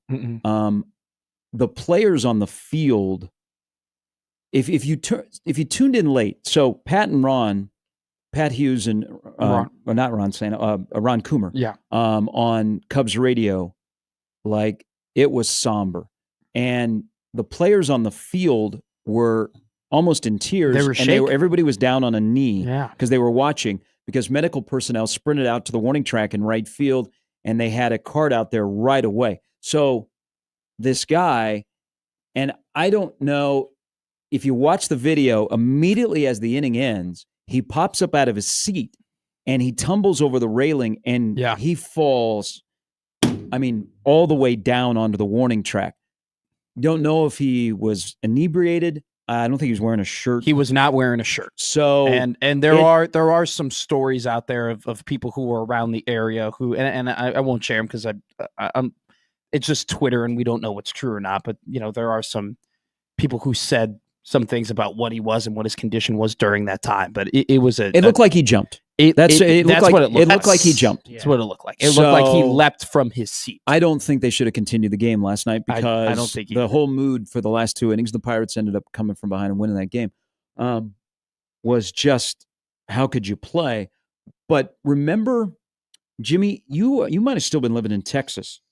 Was it the father Rangers at the Rangers game that tried to get the home run ball for his son, and he fell between the scoreboard at the old ballpark in Arlington? And that was an accident. That was awful. Yeah. This one is so weird because it looks like, and I'm rewatching the video now, like it is a full leap, like he himself is leaping in a certain way. And it looks like he jumped and he did a double backflip. And if you look at the landing, intentionally he did a double backflip. Well, no, but he flipped twice, right? He flipped twice over, and he landed. Basically directly on his head. It is a terrible, terrible fall, and nothing but prayers to that guy. It's just absolutely terrible situation. But the Pirate TV broadcast, the Cub TV broadcast, it was, if you tuned in and they were just showing the players, you would have thought that a fellow player had gotten injured because both the Cubs and the Pirates remained on the field and they were down on a knee watching what was unfolding out in right field. It was scary. And they list him in critical condition. But damn, it's awful. Yep. You hope that, the Pirates now take some action and maybe make that fence a little bit higher and just Major League Baseball in general just kind of takes a look around at the parks and makes sure that, hey, there are some, and I'm not blaming the Pirates in any, way, shape, or form about the railing being too high or whatnot, or not high enough. But that this is definitely one of these situations where, everybody has to look around and, keep fan safety in mind, and just an awful situation. Being in that world. Yeah. If somebody is going to do that, there's only so much you can do. I agree. Right? Yeah. Okay. One of the one of the things about that beautiful ballpark and that location in right field is that you're close to the field. Those are really nice seats. For you pay some pretty good money to sit above the Clemente wall. If you go to some basketball arenas like the upper deck where you sit in the front row and the railing, they're steep, some of them. But there's also like an extra part of the protection of the railing where you wouldn't accidentally fall over. Yeah. Now in this situation, I don't think that he just fell over. It looked like we might have been. Yes. Yeah. All right. So the video is out there. I know that people are like, you don't need to share this, but no, you can find you don't need to see the video. But if you see the pictures of the Pirates and the Cubs players, that tells you enough about the situation that happened last night in Pittsburgh. All right, take a quick break. We'll come back. Lots of football to talk about today on Mayday. Also, we'll talk more about the Ant-Man. Elevation to stardom. When you go to L.A. and you beat the Lakers in 5, even if you were 0 for 11 from beyond the arc last night. Hey, playoffs is when superstars are born, and this is now back-to-back playoffs where Ant is kind of creating his own little path here. I beat KD. He loves KD. He respects LeBron. He has beaten him in back-to-back years. How about this? If Golden State can get rid of the Rockets, who are a pest, you could have Jimmy coming back to Minneapolis and Rudy and Draymond. The West wins. Hey, again, you people on the East Coast, we love you when you listen to the show. You stream us. Days are done. It's out west. People may say that California's in trouble. People are moving west. They're moving to Nebraska. Are they? Yes. Yeah. Why wouldn't you want to move to Nebraska? I moved to Nebraska. I'm very happy with it. The West is better. Look at it in sports. The Western Conference, better theater. By far. Now, the only one that didn't was Oklahoma City, Memphis, and we don't consider them Midwest or West. The NL West, best conference of baseball. Yes, it is. All right, it's Gary and Matt with Jimmy on 1620 The Zone. All right, the best place for roofing, siding, and gutters is the MVPs. Pat Moose and his incredible crew at Moose Roofing. If you have had some storm damage that has taken a beating on your home, and the next thing you know is, where's that water coming from? Or why is our heating bill so high? Why do our siding look like that it looks like it all of a sudden has dimples everywhere? Well, the only place to go is the MVPs of Roofing in Omaha, Moose Roofing, to get them out to schedule a consultation, have them come sit down with you and listen to your needs, and then go to work to figure out what needs to be done.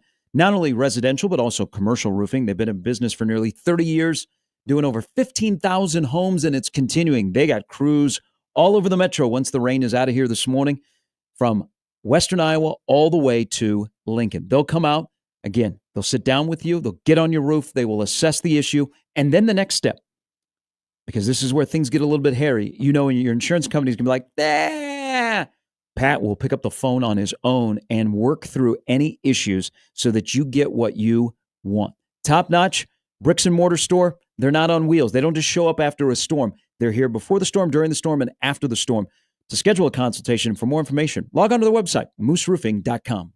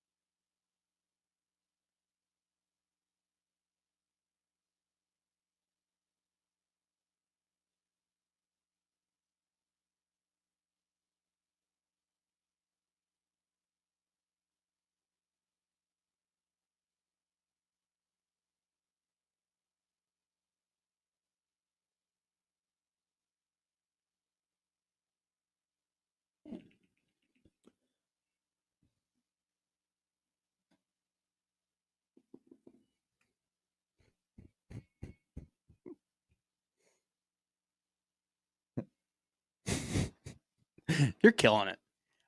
Dead or alive, Jimmy? Is Rick Dees? Rick Dees? Dead? Oh, we looked him up once. He still is with us. Okay. Star of La Bamba. Is Frankie Valley? Frankie Valley's still around, right? He is, and he's touring. I know. I've seen those TikToks. Dad saw him. Those TikToks got so popular that they even reached Instagram. And funny enough, I saw Jersey Boys, which is the Frankie Valley musical. Which, by the way, if you ever have the opportunity to see Jersey Boys, it's absolutely incredible. It's one of the best. Thing Dad told me. One of the best musicals I've ever seen. Funny enough, I go and see that play, and then he pops up all over my Instagram reels of him looking like an animatronic. Yeah. Like it is. Some of these singers, man, them trotting like these productions and these places, trotting them out there when they're 90 years old, looking Rod like Stewart skeletons. still doing it. It is crazy. Rod Stewart, when I was last in Vegas, back in the fall, Rod Stewart was there. Mm-hmm. He was doing. He was at the Sphere, I think, and there was a debate of, is he really singing all the songs, or does he have a backup voice? See, at that point, though, when they're that old, I don't know what your expectations can be. Well, if they're going to charge me $150 for a ticket, and I know that singer is up there in age, I don't want to pay for 2 hours of lip syncing. That's a good point. At the same time, though, when you are there's the other aspect. I agree with you with what you're saying. But also, too, I feel like when you go to those types of concerts, when they are much older and you know that they aren't at the level that they once were, you definitely are going to be like, hey, I saw this guy in concert. Yeah.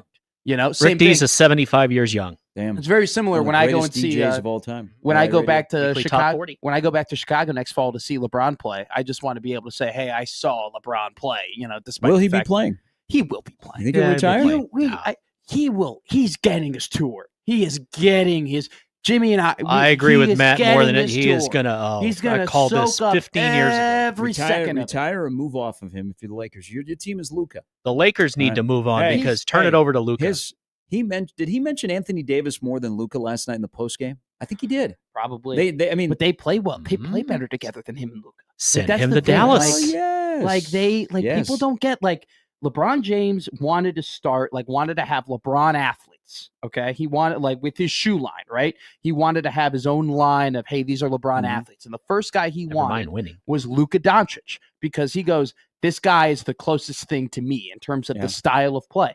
LeBron hasn't played with guys like that before, that are similar to him in terms of style of play and pace of play and playmaking and moving the action, right? He's played with scoring guards or dominant bigs.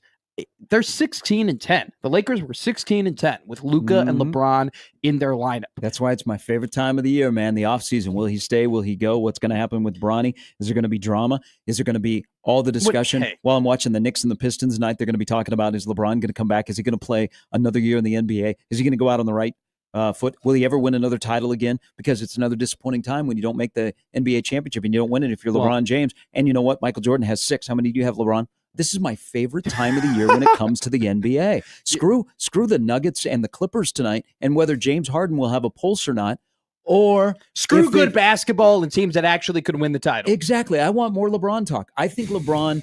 ESPN is your channel. I don't know what radio shows and TV shows are going to do when LeBron retires in the months of June and July. Well, in all seriousness, we still should embrace the fact that we can watch LeBron and Curry play. Okay? I agree. So we still have that. He's still pretty damn good for his age. Hey, when McAfee is in town on Monday, I'm going to go up to him. I'm not going to talk to him about, what he's going to do next week in wrestling. I'm going to talk to him about the LeBron interview. That's what I want to know. I want all LeBron. Are you going on Raw? LeBron, kind of. What's kind of? I might be there. I might be there before they start the show. That's. God, knowing you, I wouldn't be surprised if during the show there's a Gary Sharp entrance. During the 3-hour show, all of a sudden they're like, "Who's this music? Who's coming out to? What is this?" And then all of a sudden, G Sharp, and I'm like, "Oh my God, it's Gary! It's Gary Sharp! It's Gary Sharp! He's here! I asked once about the staging and how it all works, and they have a run through. Yeah. Before, most of the time, Triple H is with Raw. Yeah. And so he'll go through every wrestler. Yeah, it's interesting because SmackDown Friday night's over in Des Moines, but McAfee will be here for Raw on Monday night, which has not been like if you're watching wrestling, it's been promoted. It was promoted when they were in Kansas City this past Monday, but around here, this is the first I've heard. Like it hasn't been promoted. No, it's a big deal. That's a huge deal. It's a big deal that Raw is in town on Monday, but you don't see any TV or radio advertising, and it's not sold out. I mean, there aren't a lot of tickets left, and it's a great card that is coming. No, here. the promotions for the people who are going to be here, it's going to be one of the better, because like there definitely are episodes of WWE television where, hey, we're just trying to get to the next week. We're just trying to get to the next pay-per-view. Just like sitcoms. I'm not trying to say they mail it in, but it definitely isn't on your. It's one of the less important episodes. Next week's a pretty important. They're leading up to Backlash. Like it's a pretty damn important episode of Raw. And Omaha get a 2-hour promo on McAfee's show when he won't be here, so he's going to do his show in Indianapolis, then he'll fly to Omaha after his show. Last night, Troy Dannon was on the Husker Sports Network and was talking about things. Busy time for Nebraska. PBA is getting better Wi-Fi. They're getting a new scoreboard. They're getting new ribbon boards. Seems like PBA just got a new scoreboard. But you know what? More scoreboards, the better. I agree.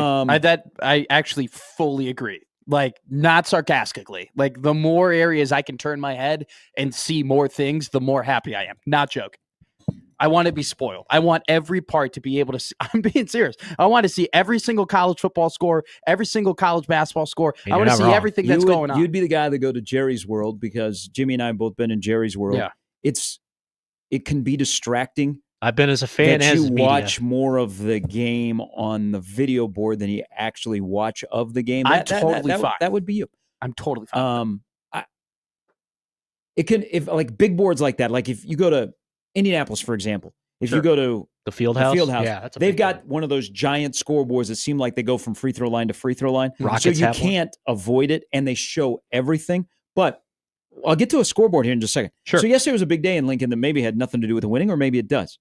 And then I'm listening to Dannon last night, and he's walking through the 105. Wasn't that our New Year's resolution, by the way? Yes, it was.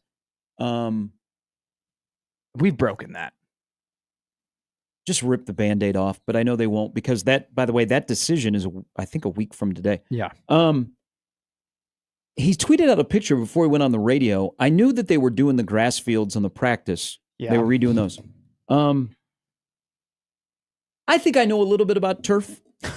So the life of the turf is about 7 to 8 years. Okay. Nebraska just replaced their turf in 2022.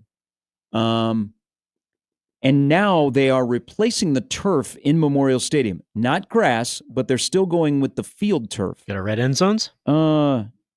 This soon? Why? Well, immediately was my question. Because they are going to go to grass, but not until they're done with the stadium. Now, maybe it indicates that it's going to take the stadium is going to take. It won't be after the 26 season, maybe not after 27, but it's not cheap. And now they're putting in brand new turf only a couple of years after they put in new turf. So I don't know if something went wrong or why they're doing it too soon, or this. Could this possibly be a thing where the current version of the turf in the stadium, they feel like has caused some injuries, and so they are fixing it, and that's why they're putting. I'm just speculating here, but it just seems odd. So because in 2022, the life of these turfs are about 7 to 8 years before you're like, you know what, for safety and for upkeep and it looking good, we got to replace it. They are doing that now. Does this also mean, because they're putting in the new turf, the red end zones will happen this fall? It just seems like it's really soon, and there has to be a backstory of why they're doing it now, because in 2 or 3 years they're going to go to grass. And I think red end zones are coming. And they're going to take it out again. So he said during his interview, he goes, "It was the last game for the Memorial Stadium turf, which will be replaced before next season." This is the Omaha World Herald article. "And you will eventually switch to a grass surface, but that change won't come until the end of the larger stadium renovation project." Here's a quote from Dannon. "Because a lot of the stadium work will have to be done from the inside, the idea of putting a grass in there and tearing it up isn't isn't too appetizing.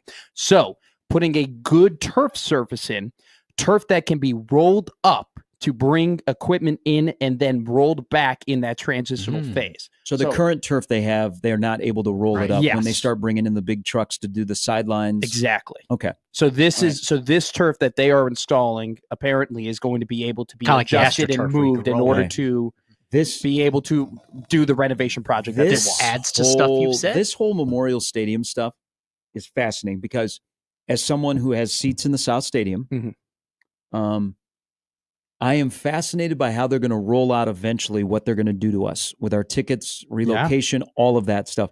That might be one of the more important things that the athletic director of Nebraska, whether his name's Trevor Troy, does, because you're going to have some that will get it, some that'll be ticked off, and you hope to God that when you do this, your football team is playing really, really well so that the people that might get dislocated or out of the stadium for a bit, they're going to want to come back.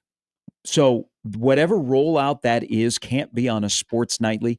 It almost has to be its own big but you have to take care of us first. Like we have to know first before you go and do on the radio or press conference to explain it.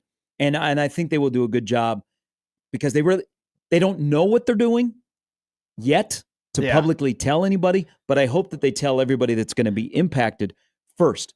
But the way they roll it out will be really, really important because when it was first suggested not too long ago, it's a hot button issue. The other part of what's going to go on in South Stadium, and remember, this was a Trev idea. They were going to tear it down, and then the head football coach said, "Stop.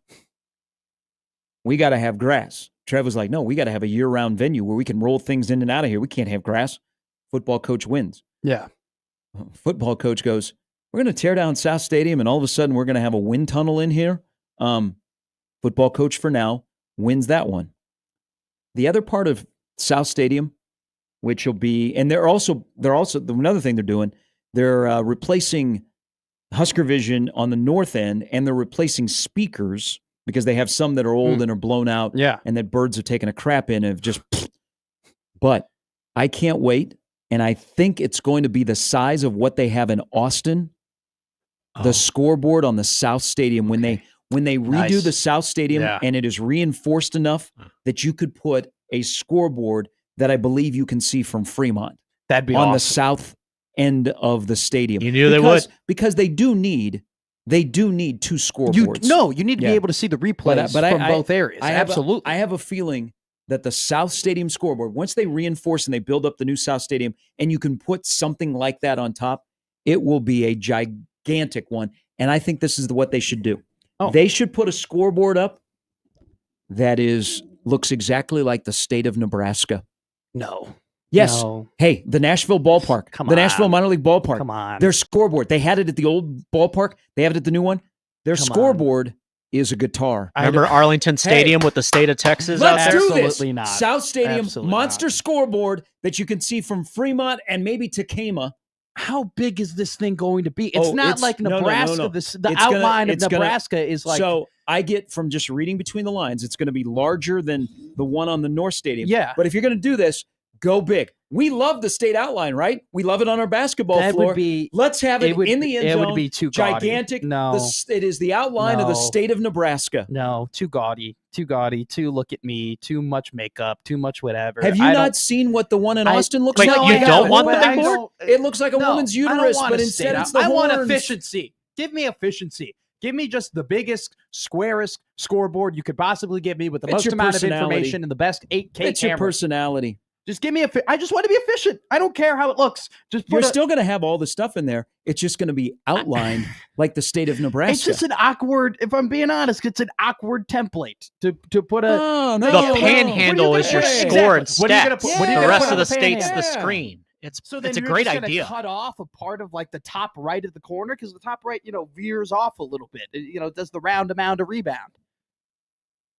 Just give me a square. Just give me an efficient square that's really, really big that puts up enough info on it. I don't need the gaudy, look at me, it's the same. All right, then we'll have the square and we'll put a corn cob on top of it. And that's cool. When Nebraska reaches the red zone, the corn cob goes red and it starts to peel back. Fire the corn cob. Fire the corn cob. Okay, that's cool. I'll play with that, or maybe touchdown Herbie. We put like a little, the arms of Herbie like coming out. He slides into a beer stein. I'd quit. What if we put a slide? What if we put a slide like the Brewers mascot? He doesn't want to stay in Nebraska. He slides screen. down the slide when Nebraska scores a touchdown. The state of Nebraska thing is ridiculous, but now you want to slide? Yeah, I want to slide. Corn cob raises out of a hat. I want to slide. I like slides. That'd be cool if Herbie went down. Wouldn't you like Herbie more if he was sliding down like a 4-foot story slide? People have shared pictures with me of him traipsing around the field on Saturday. That thing is so dumpy. They got to, you know what? They either got to get like the muscle costume and get some butt pads for the person that's inside of it. It's a new guy. It's a new person. I don't care. You got to give him some adjustment period. Get him into the weight room. All right. I don't know. So he can be cock diesel in that because it looks. I can ask my source. It looks frumpy. Okay. It's like that. The overalls aren't tight. I need a hulking. You know what? Well, the last guy. I'll tell you. The last guy who was. What I need is Herbie. This is what I need, and I would change my opinion, but you'd also have to change the face. I need the body of Andy Janovich in the Herbie costume, and then I would be somewhat satisfied. I'm not, but like the thing is like the overalls are baggy, the eyes are buggy. The thing looks like it should be. I'm just telling you right now. You need to have, and not that. Someone built like Andy Janovich like wouldn't when have people a finish in the stadium at the Lincoln Marathon this weekend, they stomp on the thing, put it out of its misery. You sweat profusely in that thing. It is a hot costume. Costume or the marathon? I've been really? Yeah. Okay. You know that firsthand. Like you need to be in shape and you need to be hydrated. You need to be going. I did it for about 10 minutes. So yes, I do know. It is hot. I've been a mascot. You got to let the guy. You got in and out of a uniform. Look. I knew the guy who did it before, and I'll tell you this right now. He had a workout routine. Like, he worked out a lot. He lifted weights a lot. Did he look like you? No, he was 6'3". Okay, was he built? He was built. He was did he have pecs? Could he make his pecs go up and down? Hey, by the way, why did you say was he built like me? Like, it's an insult. Because you would be a frumpy in that costume. You need somebody that is 6'3", that looks like... You need Cock Diesel. He was Cock Diesel. I can't say his name. What you need in that costume is you need somebody... that looks like the Farmers Only ads where they show that unrealistic farmer that walks out from behind the grain bin and he's 6'3" and he's got the look and he's got the build and he's got shoulders that block out the sun and he's got a derriere that, man, you could roll ice off of. It sounds like you want... He's got calves and thighs that are ripped. And you know what? He looks like a mascot that could stand as the other team is running out of the tunnel, just stand there. And they're like, this is not your day. Bring it. It sounds like you want... just in one punch, knock out that chip, boom, or Herky, boom. It sounds like you want a guy who looks like the old Herbie to be in the new Herbie costume. Yeah. What if we do that? What if we had the guy dress up as old Herbie and then we put him in the new Herbie costume and then he's double Herbied? How about that? There you go. That solves your problem. You got a Cock Diesel guy within a non-Cock Diesel costume. It's a lot of cock. Jim writes in, I love Jim. This is the best email we are going to get all morning long in the Equitable Bank inbox where they take banking personally. The scoreboard, the state of Nebraska said, brilliant. It's just... It would be unique. I get what you're saying. Yeah. Hey, I like the corn cob. Give me the corn cob on top of my dream. Only if we can get it sponsored. Big. Only if Acres would sponsor it. And then like when you score a touchdown, it like peels back and the kernels pop out like they're fireworks. You want popcorn? How much do you think this costs? Like a couple of million. Let's skip the year where we're going to pay an offensive lineman and let's just work on this idea. Hey, how does it help us win? Matt, we can't get you a guard because unfortunately, if we're going to get the LED lights we want on this corn cob that's going to be a part of your new stadium, we need to take that away from you. Whatever this is going to be, I'm excited about a scoreboard on the South Stadium, which they've wanted for a long time. Yeah. At the end of the day, Texas has a monster one in their new edition. Yeah. If you've been to East Lansing, I think that's the idea. There's kind of curves around. The one in Michigan State is pretty cool. I don't think Memorial Stadium is really built where you can have like a conclave type of South Stadium's going to change. Good point. So maybe it is. You could do the circular if that's the... But you would have to, I feel like it wouldn't be circular. It'd more be like you would angle in, like you would have a 3-panel. It would be 3 different panels. Panel 1, big panel in the middle, panel 2, and then you would maybe move in the 2 outside panels, like that they're, like I said, concave in a bit, where you can see them from better angles if you're on like the east or west parts. Rip of the Band-Aid off, get us to 105, save some money on those other expenses with the roster, and let's start putting money towards the state of Nebraska scoreboard in the South Stadium. Or maybe you put the scoreboard looking like Herbie, because when in doubt, slap a Herbie on it. Just a big old Herbie scoreboard. No? I have put in a request when they do tear down the South Stadium. I know I want my planks. I want the old video box above South Stadium. Yes, I know what you mean. That's what I want. I would get that if I was a hunter. I would make that a duck blind. Wouldn't that be an incredible like Easter egg hunt where they just blow up South Stadium and then they let just people go through the rummage and pick up what they want? I mean, self cleanup. No, right? That's called looting. No, I think everybody that has seats in South Stadium will get their plank if they want it. I think that would be proper. Yep. That would be proper. All right, a little bit later, Brandon Vogel stops by. Steve Sipple as well. As Sip had some industry news yesterday. Yeah, big industry news. Big industry news. What Massive. does that mean for the coverage of Nebraska football? Do you think less is more, or do we need more? Former. Whoa! Look at you getting rid of buddies. No, I like Zach. I like Steve. I like Tim. They're very talented. More is more. More is more. They're just, what are you? Okay, Elon. More is more. All right, Doge. More is more. You're the Doge of Nebraska coverage. More is more. More is more. Do we need more athletic people that cover Nebraska football? We'll be back with more. Gary Mountain, 1620 The Zone.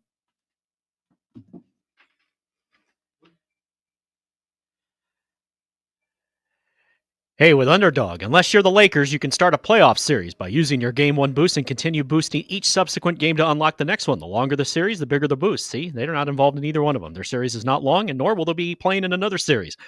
Underdog is one of the leading sports apps, and you can play now in your state. Millions of fans have already won billions making picks on Underdog. Will you be next? Playing on Underdog is a layup, get it? Just download the app, then pick higher or lower in player stats like points, assists, and more. And once your picks feel good, you can play with as little as $1. If you get everything right, you can win up to 1,000 times your money. If you get everything wrong, you win nothing. This week on Underdog, like I said, the Lakers are done. So just like the Memphis Grizzlies. But we're focusing on tonight's game. We got double headers, big games going on. We got Clippers Nuggets. That one's going to go 7. We got Pistons and Knicks. Well, the Pistons hope it goes 7. So does TV. The Knicks kind of stepped in it the other night. Let's see if Jalen Brunson gets them going. So that's where I'm going to start. Download the Underdog app. Sign up with promo code ZONE to unlock a special offer up to $1,000 in bonus cash when you make your first deposit. That's promo code ZONE. Must be 18 plus and present in a state where Underdog Fantasy operates, like Nebraska, where we live. Terms apply. See assets.underdogfantasy.com/web/extend.html for details. Concerned with your play, call 1-800-GAMBLER or visit ncpgambling.org.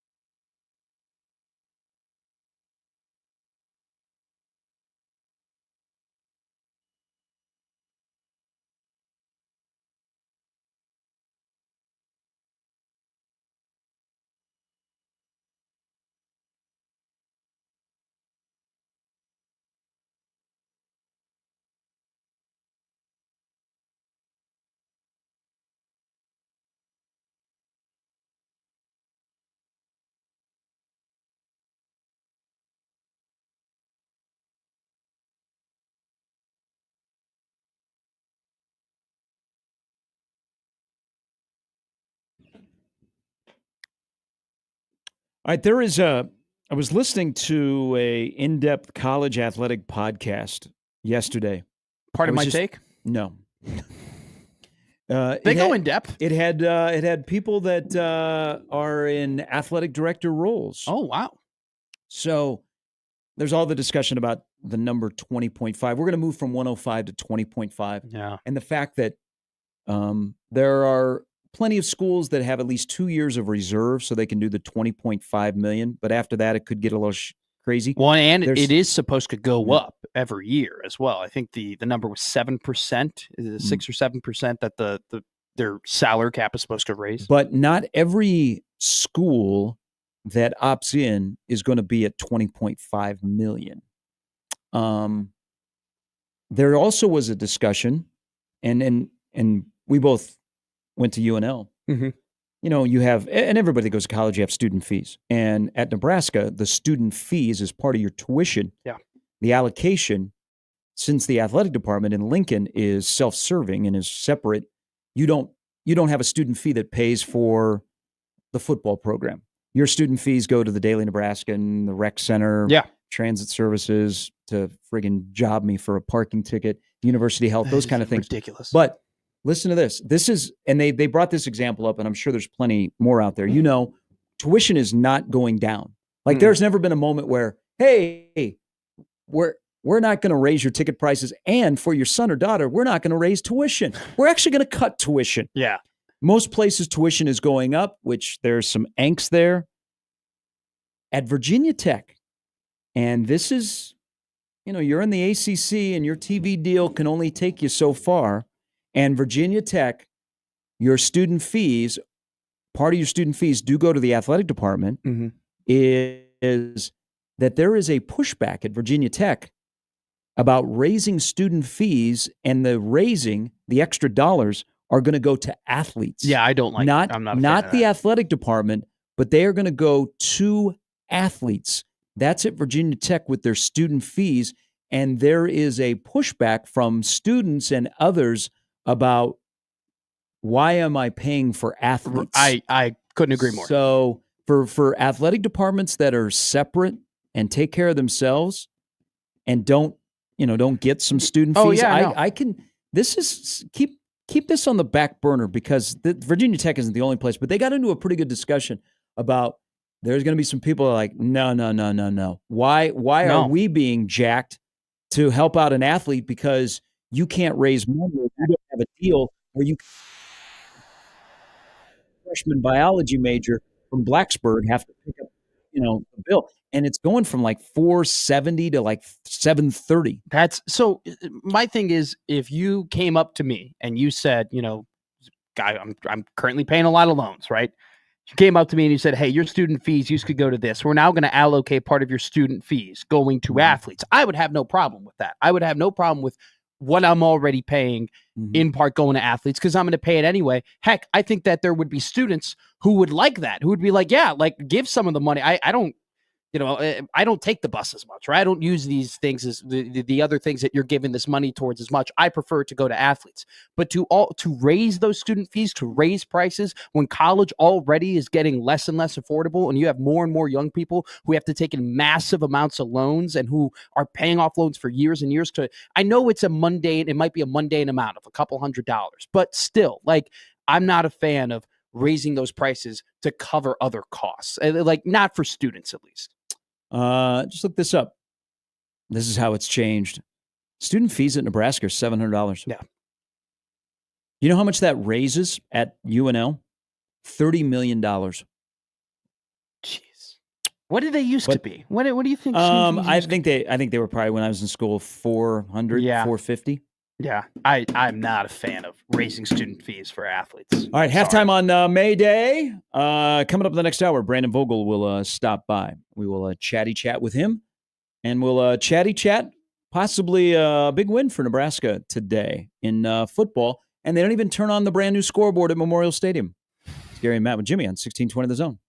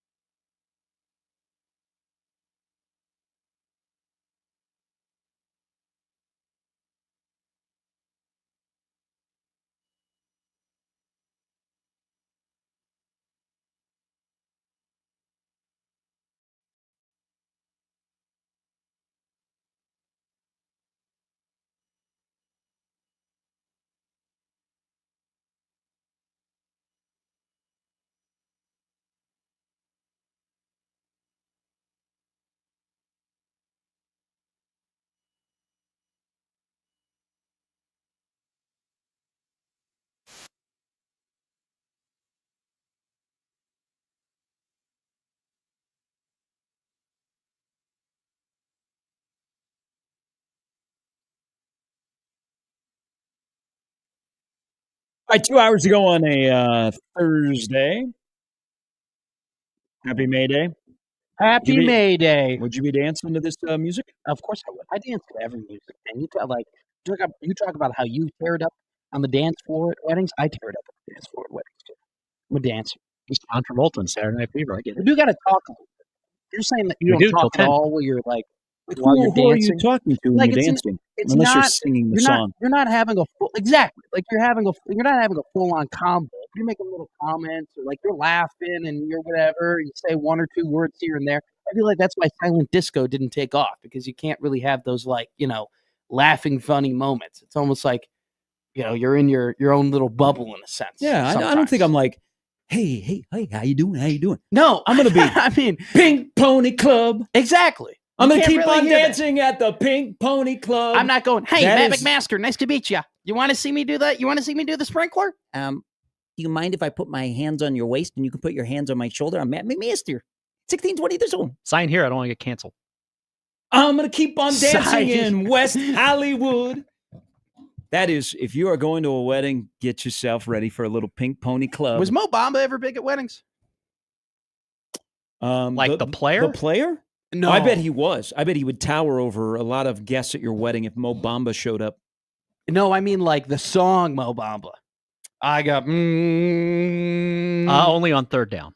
Calling. I'm just getting ready here. This song is like the banger of weddings in 2025, the summer of 2025. I think she's got two of them. This one and Hot to Go. I think Hot to Go is going to be hot at weddings too. This is the one because then all your bridesmaids can scream at the top of their lungs. They love that. This is great. This is a great song too because you can run from the table to the dance floor while the buildup is happening, right? Like you can get there. Pink Pony Girl, and you dance at the club. Oh, mama, I'm just having fun on the stage in my heels. It's where I belong at the Pink Pony Club. Yes. And you call me the weird one.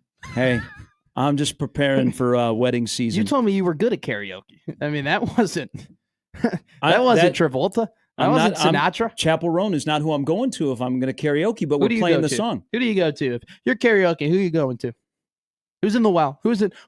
Are you getting Minter up and ready? Who are you getting hot in the pen? That's Domino. Getting who? It's a joke. You remember the Texas A&M, like the prank call to the bullpen? They go, get Minter up and moving. It's an inside joke.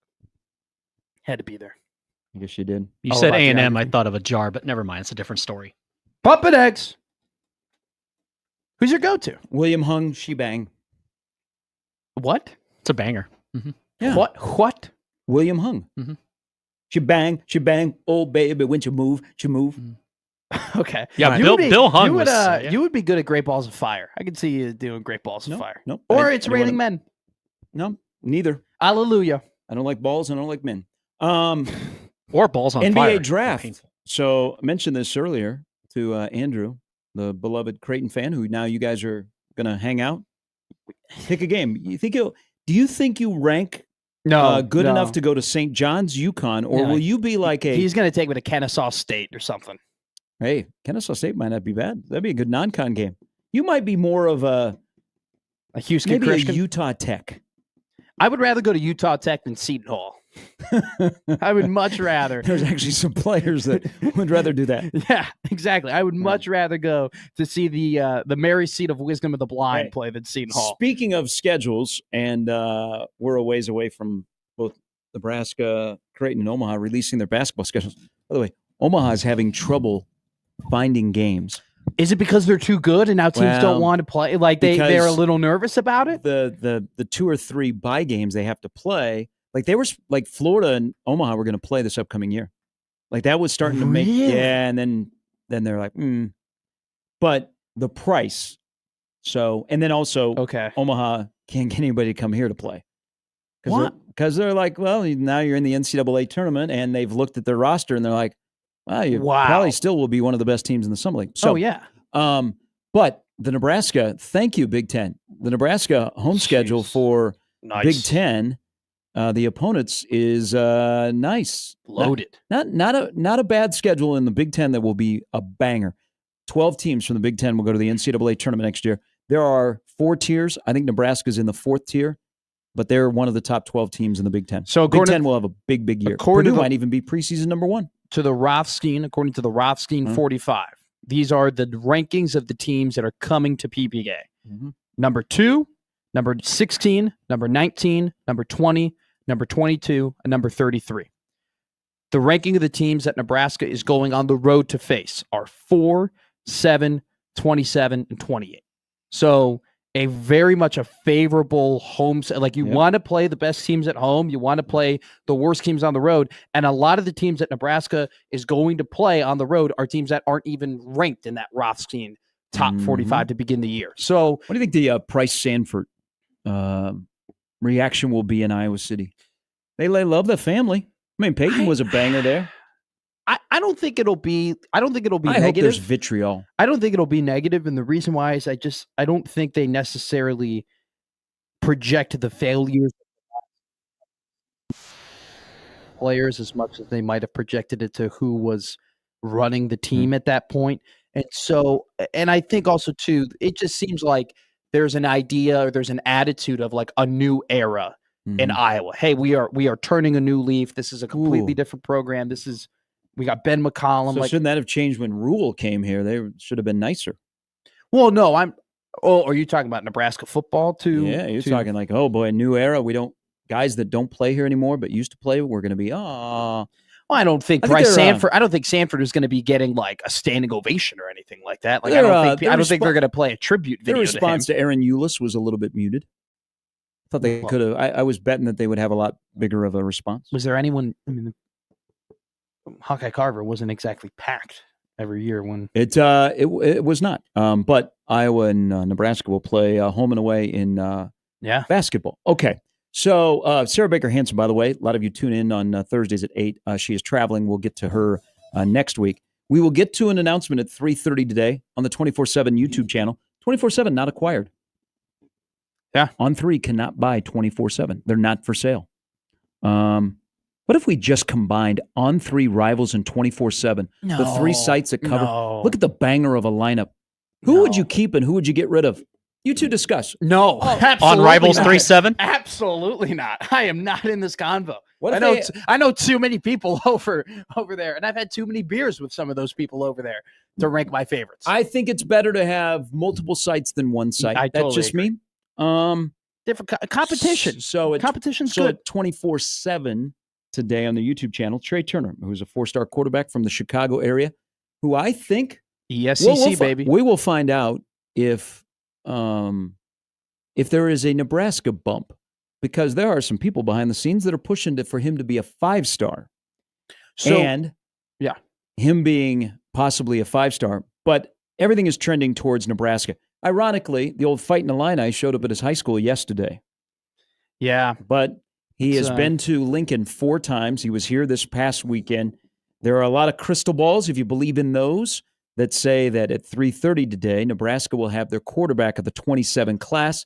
They already have the quarterback of the 26 class. They have a second-year starter who has a high ceiling in their 25 team.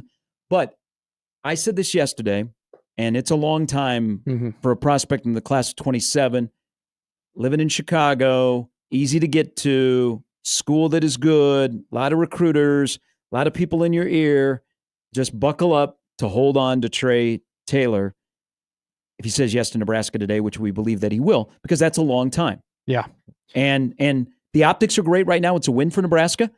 But then when we start peer recruiting and getting some wins and we get closer to that signing day, I'll get a little bit more comfortable. But I don't want to go over the top on a 27 prospect. But I do. One thing that I think is important and kind of goes back to our discussion at the beginning of the show about running back recruiting, where Nebraska hasn't made the position coach and the position a priority for a while. It's not a Matt Rule thing. It's a Frost thing. It's a Mike Riley thing, and they're paying for it. They have made the quarterback position a priority. Yes. So you recruit that way. If, by chance, Nebraska gets a nice bit of news at 3:30 today where you go, fully hussed, it tells me more about Nebraska's recruiting than either Dillon or Dayton saying yes to Nebraska. I would agree with that because you don't have that previous connection, right? Exactly. You do not have the former, great offensive lineman dad who has there's no previous connection. No, it is whatsoever. Nebraska looking at a prospect, looking at Trey Taylor, saying, "Hey, this is a guy that we really, really like, that we think can play quarterback at a high level at the next level, and we want to go out and get him." And frankly, too, like it's not as if the Chicagoland area, and he's in Mundelein, so it's not like you're not fully in like downtown and he's playing for Carmel, but like. I'm just saying. You mean they did not get what was the quarterback, Jimmy, for Wildcats, the Goldie Hawn movie? Oh, you mean they're not getting that quarterback? No. He's in Mundelein. Wesley Snipes? Mundelein is a different area of town than Chicago. You are chomping at the bit to crush Mundelein. Skokie's better. Mundelein does not have a Starbucks. We have 4. I hate Carmel. The high school that he plays for, I absolutely hated them. We were rivals in high school. And now whatnot, so I did not like the Corsairs. I should know this. This is not Mount Carmel High School. No, right? Mount Carmel is a wagon. That's on the south side of Nebraska Chicago. Back in the day with Charlie McBride's connections to Chicago used to recruit him. Bird. Mount Carmel is a wagon. Vander Bird Williams. Top guys, and they consistently are winning state titles. So if his high school was it was inside of the L, we would be getting Bird from Wildcats. Mm-hmm. Played by the great Michael T. Williamson, who was If he played for MC, I would be way more excited. Like, I still am excited about the idea because he's one hell of a prospect. I'm also excited that Nebraska is back into Chicago. So that's what I'm saying. So like that is like it's not like Illinois. Like Illinois has been a stomping ground for Nebraska. It's not as if like kids don't really. I'm going to be honest with you. Kids in Chicago, like they don't really look. When I tell people that I went to Nebraska, it's like, oh, really? Like that's an interesting school. Like they don't look at Nebraska as like a area or like a school where it's like, oh, that's a state school in the Big Ten. I want to go there. That's not like Chicago's that's just Big not Ten team. The attitude. Are they there. surprised we have electricity and water? Yes, okay. They are. Like they are that from Omaha to Chicago. They are that on a plane. About 2 airports. Like people are very pretentious about like Nebraska. People who are from Chicago are like, oh, really? That exists? Like you get all those types of jokes. What is a Ronza? Nate Turner, Ed Stewart, you got to go back down there, do some work. Joe Gans. But I'm just saying, if Nebraska can enter Right. in a state that they have not been dominant in as of late and enter in a city like, he's not, like I said, he's from Mundelein, but Carmel plays Chicago teams. They're considered Chicago. I love this. There's some bitterness there. I'm just saying, I can't say Carmel. There's some bitterness. But like if they go in there and they Schaumburg's get not a from guy Chicago. that everybody wants and they get a guy that there are teams in the WSCC and the ESCC that are planning to play Trey Taylor this year and he ends up going to Nebraska, that would be a big deal because you would have Illinois high school coaches who there's a lot of longtime veteran Illinois high school coaches who remember the days and harken back to the days when Nebraska was dominant. If Nebraska is able to get a top prospect in that area, in that state, you would have a lot of high school coaches being like, damn, okay, all right. Like Nebraska means business. Like Nebraska's doing some good stuff. Like we have an eye and ear out for when Nebraska comes into the state. So it would be a really, really big get considering how much talent is in that state, how much talent is in that surrounding area, and how coaches view the program. This would be a great list if you were back in the 80s and the 90s of the best players from Chicago that played at Nebraska. I mean, Joe Gans is in your top 5 no matter what. Oh, definitely. Ed Stewart. A guy that was a middle guard from Chicago, was a little pipe cleaner, 5'10", 240, Mike Murray, wore number 74. He was built like a Coke machine. Mikhail Wilbon, he would not be in my top 5, but he is one of the more recent.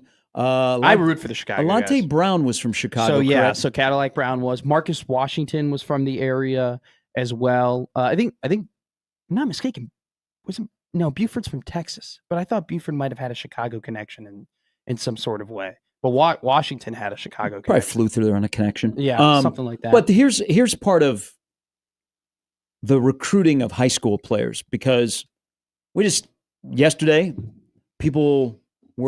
they had no husk, and then about 11:30 they had semi-husk, and then by 11:35 the husk went away for a portal running back that is from Nebraska. Mm-hmm. And the portal guys get a lot of attention. High school class is being whittled down. Nebraska may only have 14 to 16 players in this recruiting class. Wow. And 16 might be on the high end. Yeah. So this is down the road. So this is until 27, but it is at the position. It is a 4-star, could be 5. You watch him, you're like, okay, we still got a couple more years to play high school football. I can see it. I wonder what the excitement level will be. I would be very excited. I mean, and if you look, would you get now? So let me preface this before you respond. Go ahead, because this is part of the whole what's happened to Rivals 24/7 and On 3. Would the message boards get more excited about a portal supplemental running back? And maybe supplemental is not the word, but let Marty Brown would be an addition to the running back room. He'd be definitely in your top 2 or 3. Get more excited about a portal addition than a potential 5-star quarterback in the class of 27. I think they would get more excited about a potential 5-star in the class of 27. And the reason why is because the plan and the expectation for Dylan, and really the hope for Dylan, is that he plays this year and then he plays so well next year that he ends up going to the NFL, right? And so then when you get into the 2027 season, you have whoever it may be, Dayton Raiola, TJ Lateef, Marcos Davila, whoever that is, they play quarterback. But I think the expectation would then be, okay, you have Trey Taylor coming in. He is the next guy, like the fully next guy, the next guy that we're really excited for after Dylan. Because I think we've had this conversation about TJ Lateef and the fact that he is a really good quarterback prospect. You know what he is, though? He's a clapper. I don't know. You got a dummy clap? Hey, so maybe they were just doing this. But did you know that everything is, you know how John Gruden said to Jackson Dart, you got a dummy clap? He goes, what's your signal? And Jackson Dart gets up and claps, and Gruden about fell out of his seat. He's like, no. What's your count? Did you notice all the quarterbacks on Saturday? Everything was a clap. Yeah. I think that was probably just, I don't think that was like, that was probably just, we're doing it for this. But TJ Lateef's a clapper, and he's got a good clap. Like he does not miss on the clap. He looks like a guy that should be clapping as a quarterback.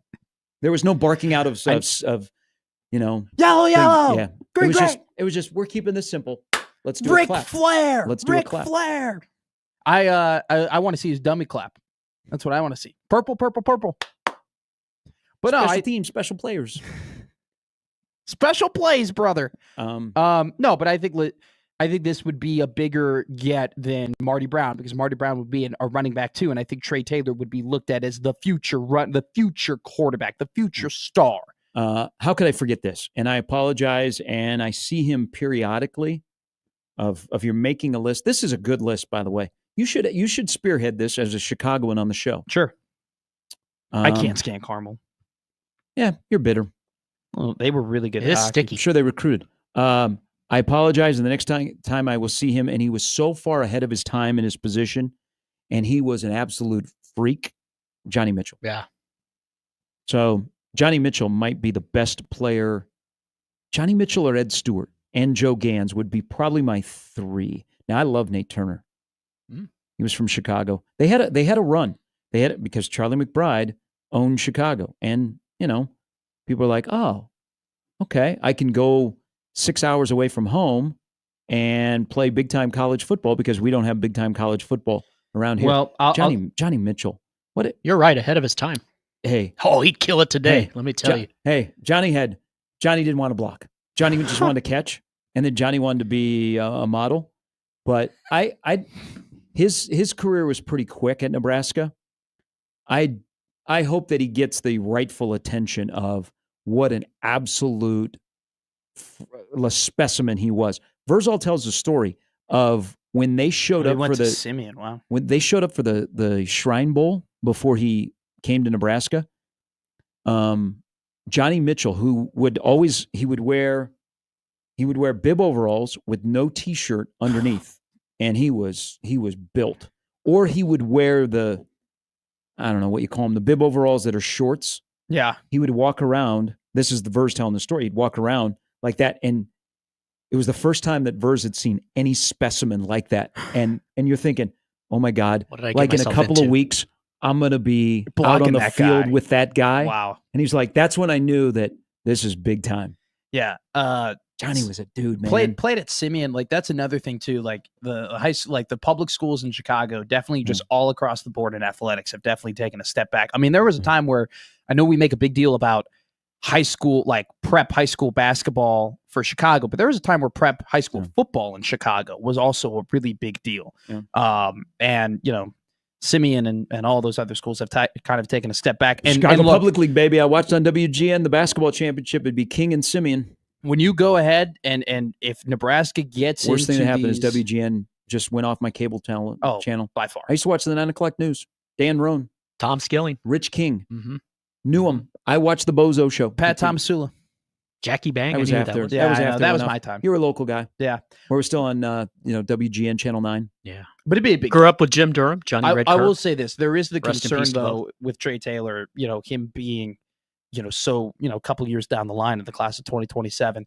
When Lovie Smith was the coach of Illinois, they did not hammer in-state recruiting. I mean, it was very well known that Lovie was not an in-state recruiter. There are a lot of high schools who played high-level high school football who were mad about it. Brett Bielema has made damn sure that they are in-state, that they are getting top guys, and not just in the Chicagoland area, but East St. Louis as well, and the north, west suburbs of Mundelein, Illinois, which should not be confused with Chicago, Illinois. I agree with Chris here. Jordan Westerkamp. Top five players all time from Chicago that played football in Nebraska. So Johnny, Ed Stewart, Joe Gans, Nate Turner. People forget about Nate Turner. Number 22. He was a hell of a wingback. His numbers aren't great, but did play in the NFL. Played first team. I think he played with the Bills. Westerkamp would he be your fifth? Probably. So Marquise Buford is from Chicago, Illinois. Put him on the side. I put him on the bubble. If he has a really, really good year, you need a deep bench. I'm just saying, like, he's a guy who's played a lot. I'm not saying that he's better than any of these other guys. Because full honesty, I don't think I can make those arguments. With Marquise Buford, he is a guy though that if he takes a big step this year and does have a ton of talent, he's a little bit smaller, could be on that kind of bubble of better Chicago athletes to come play at Nebraska. And he's played a lot of football here at UNL. The one thing I do appreciate reading some of the stuff about Trey Taylor is like they have no idea what an NIL package would look like. He's taken this very, very strategically and very maturely. It's a good thing. I don't think from reading, and I don't know the family, but I did see the family on Saturday because he stands out and he's a bigger quarterback. Yeah. John Halliburton is not his father, so that's a good thing for Nebraska.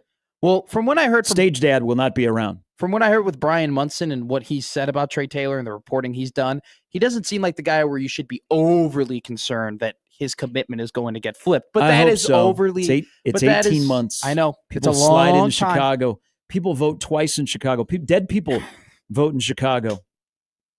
I mean, things happen in Chicago. Weird things happen in Chicago. Weird things could happen in Chicago. So you can't take anything for granted. Now, if he was like in Weston, just outside of Wahoo, I'd feel a lot better. But could be. Hey, by the way, he's in Mundelein. All right, weird things. Not too many things. Not too many weird things happen in Grays Lake. Okay, you make Skokie sound like it's Beverly Hills. Skokie is Skokie. Mundelein and Grays Lake in a lot of places, a lot of parts are better than Skokie is Skokie. Like Encino. No, it's not. Skokie is on the border of like Chicago. It's like the last non-Chicago city. Mundelein's all the way about an hour and a half in Wakanda. You gotta escape the crime. I'm on the border. He's out there. You're in Crime Town. I'm not in Crime Town. Brandon Vogel is going to join us here shortly. Again, 3:30 today on the 24/7 YouTube channel. You know that all the recruiting services in this town, they all like once he opens his mouth and they can read that he's going to say Nebraska, they hit send on their stories. Go Big Red. Yeah. So that'll happen today. Good little bit of news to begin May. We're back with more after this on 1620 The Zone.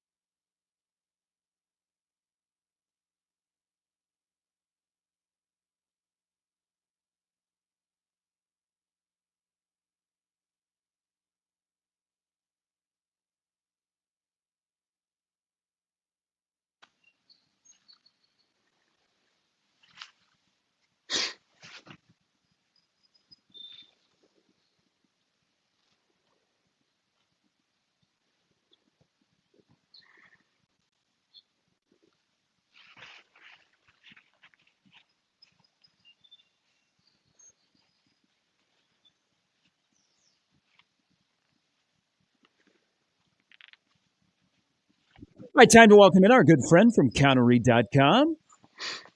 Yes, beautiful day in Chattanooga as we welcome in Brandon Vogel. Good morning. Good morning, guys.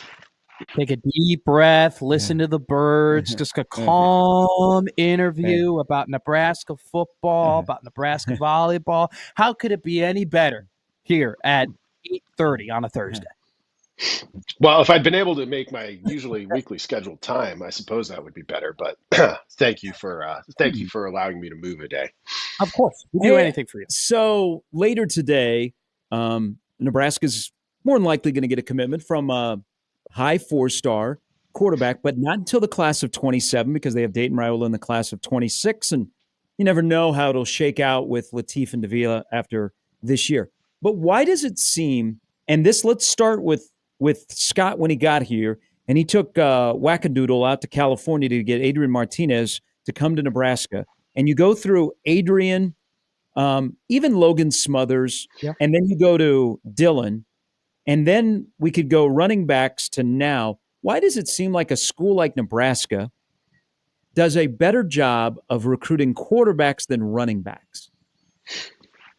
Really, really good question. I mean, I think some of that might have to do with the NIL age, but that doesn't cover all of this span. So I don't think that's a complete solution on its own. But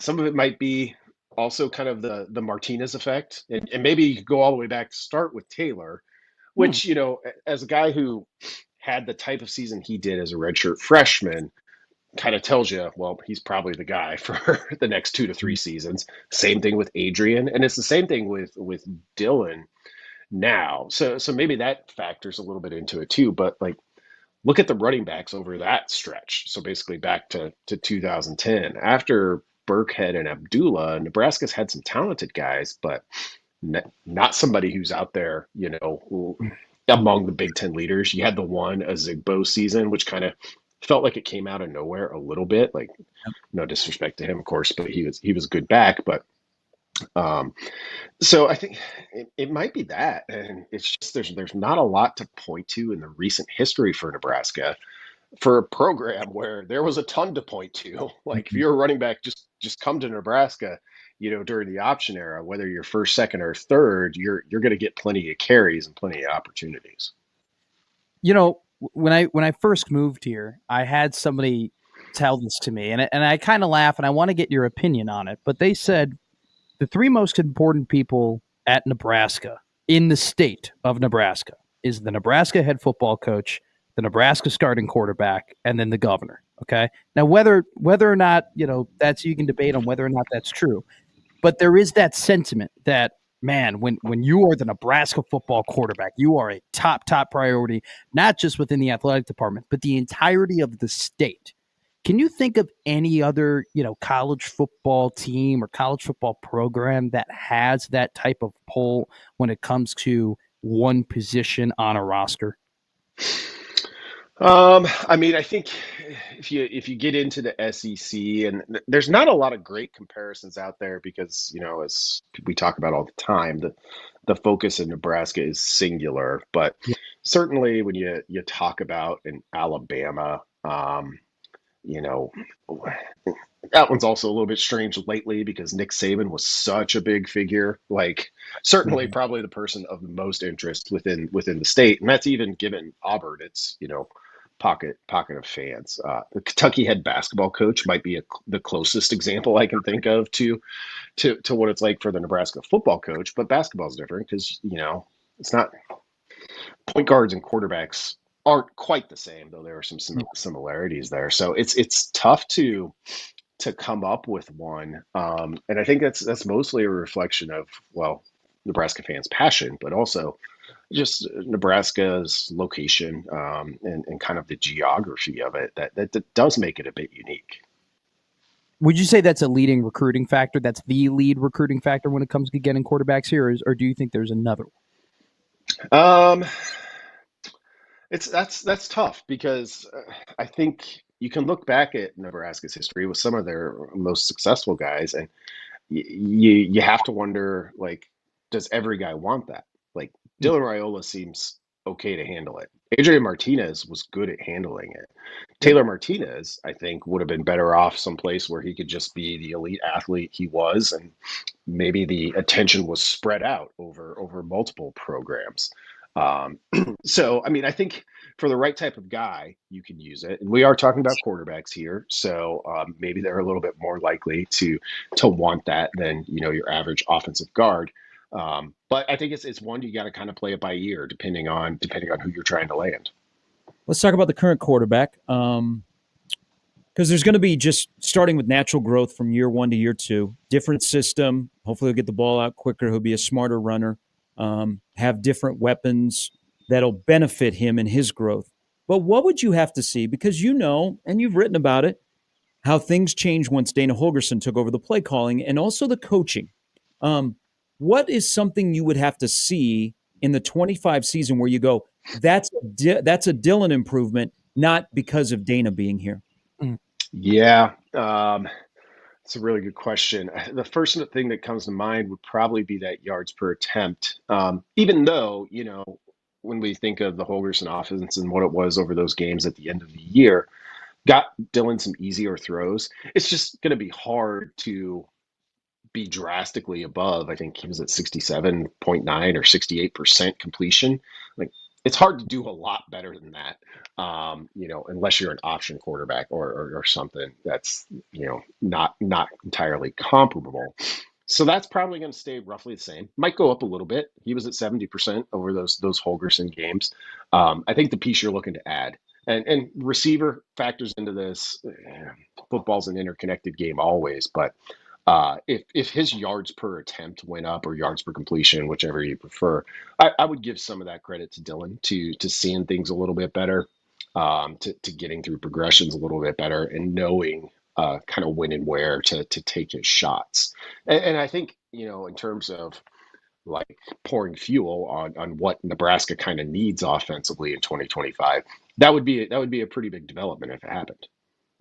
So they go after one guy in the spring transfer portal window. They don't end up getting him and Marty Brown, but they went heavy in the winter transfer portal. I mean, they got 16 dudes who are going to come in. And so do you think that now that they've gone through this process of, okay, like, because this is new, this is novel, right? In a sense of having the NIL era, having the rev share era, and having the two different windows. Do you think if we continue to have these two different windows that Nebraska football is more so going to recruit the transfer portal window in the winter, with spring on the mind, more so thinking, hey, maybe we want to be more active in that spring period?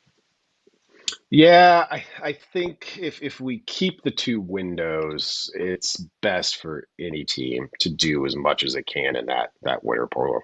That's the free for all. Now's the time where buyers aren't getting the best price, sellers are. Sure. You have limited options in terms of, you really need to address a need. I wrote about it for today, kind of revisiting some numbers I looked at in January with the Big Ten and the portal, and it's kind of solidifying for me that I think, we.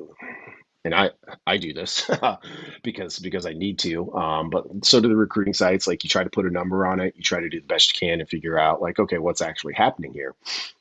I think the thing that's coming through is that every transfer situation is a little bit bespoke in that, like, it's going to be hard to say, oh, look what these guys got. They won the transfer portal. Texas Tech is kind of that team right now, and you can't argue with some of the talent they have, but like, winning on the field is often more than just, oh, did you address needs, or did you find a couple of steals in the transfer portal, or pay top price for proven players. You still got to see it all come together. So for Nebraska, I think they're in a unique spot right now with the uncertainty around the roster limits, in that Nebraska had been preparing to have a 130, 150 man roster, not just because it could, but, in terms of their practice, they were trying to prepare those guys.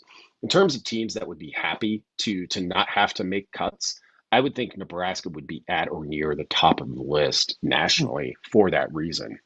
So that also might explain a little bit of why they've been pretty selective in the portal, which they said they were going to do. This isn't 100 average men against a gorilla, but speaking of the portal, and as you mentioned, that's what your addition to counterread.com is this morning, is about who won the transfer portal in the Big Ten post-spring. Nebraska, to get to where they want to go, and the numbers are going to be lopsided because I'm putting the portal additions against the guys that were here. So essentially, 16 against 87, 88, whatever.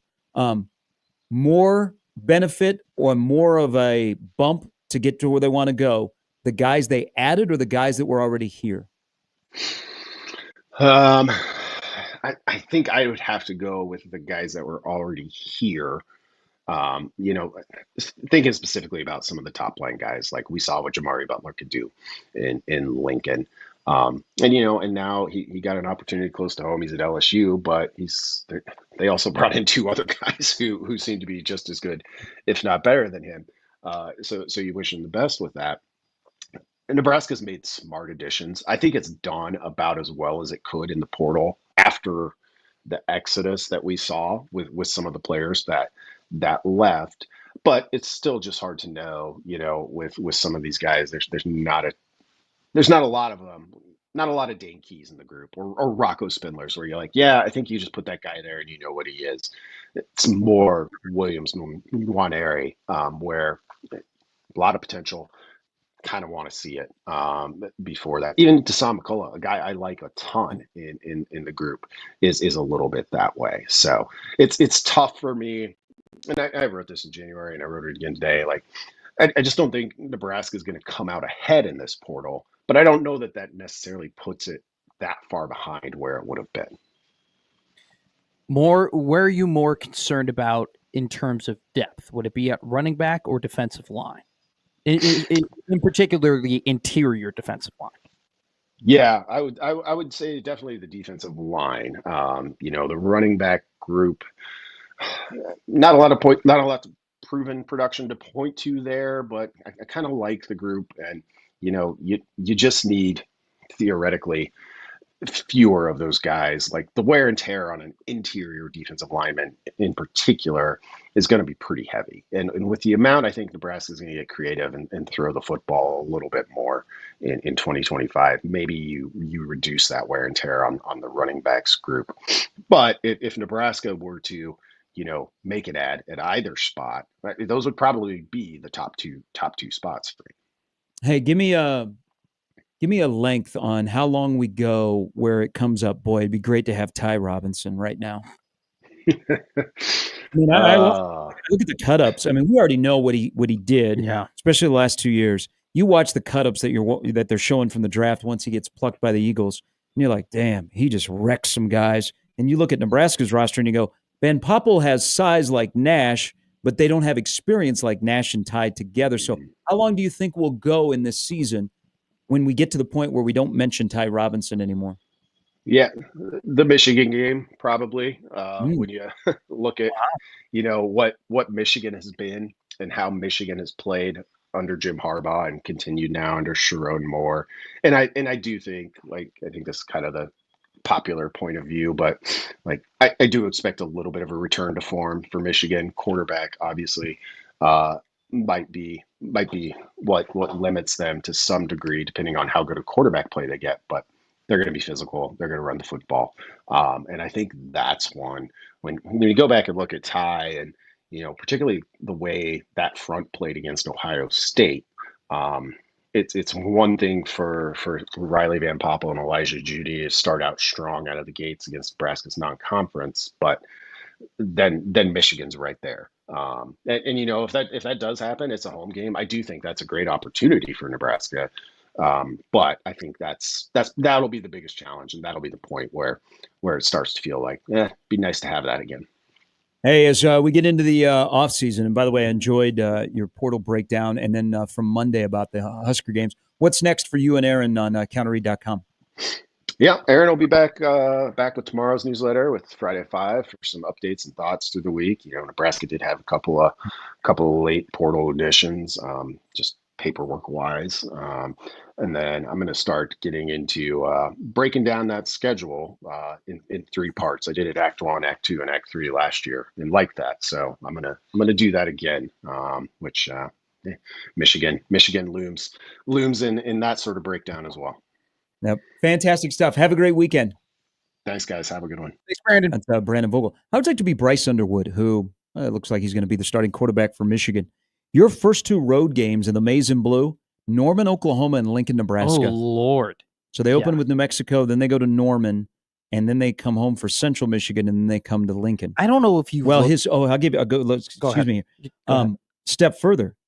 The first 3 road games for Michigan this year, man, it'd be nice to be a college football fan. Norman, Lincoln, the Coliseum. Wow.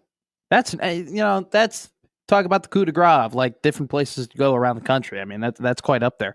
I don't know if you've looked, and maybe you did last year because we had these conversations, or people had these conversations about Dylan, about like the previous production of true freshman quarterbacks and how the best true freshman quarterbacks typically are just kind of average college football quarterbacks because there's just so much to adjust to and the different level of play and whatnot. I'm nervous about Bryce Underwood in Michigan because I think he's a hell of a talent, but it's a different level of play, high school football to not only just college football, but the Big Ten and the teams that they're going to be playing. And with the amount of money that he's making, I mean, like I said, most true freshman quarterbacks are average, but he's not getting paid average money. He's getting paid top money. And so it just doesn't bode well, in my opinion, in that situation in terms of the dollars he's getting and the expectations that he has, because I think it might be too high. And I really hope for a talent like that if he doesn't play at that level that maybe a lot of people are expecting him to play at because of how much he makes, that he's able to overcome that and stay at Michigan and progress and eventually get to that level, because he can be a superstar type quarterback. But I'm worried about that situation over there. I really am. That he's just going to be expected a lot out of because he's getting paid so much. And we've seen historically that true freshman quarterbacks don't play up to, that $5, $6, $7 million level that people around, Ann Arbor are going to expect them to play at. That, and you recruit him for a reason. He's highly thought of by these services. Yeah. They got I don't know. He had a kind of an up and down, but Michigan's a good team, man. They'll have better quarterback play than they had last year. Absolutely. They're still going to play well on defense. They're going to be physical. Maybe pull up your pants for that game. I like Sherron Moore. I like him. All right, take a quick break. Come back. Stephen M. Sipple and Brian Edwards. What a combo. Still to come. Gary and Matt, 1620 The Zone.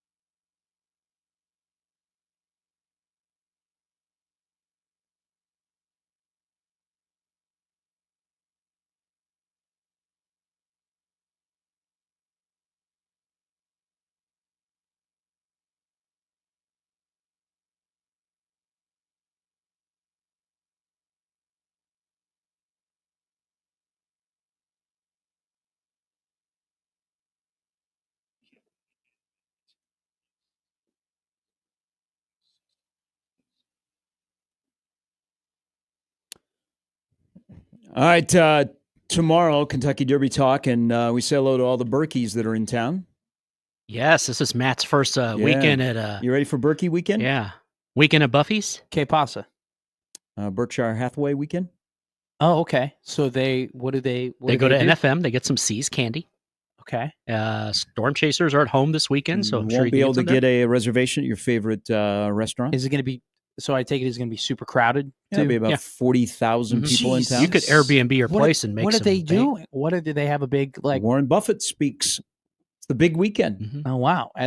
So they have like a convention. Yeah, I take it. And many of them will stay for Raw. 40,000. Mm. So what are they? That's being conservative. Where are they going? I mean, the Chai.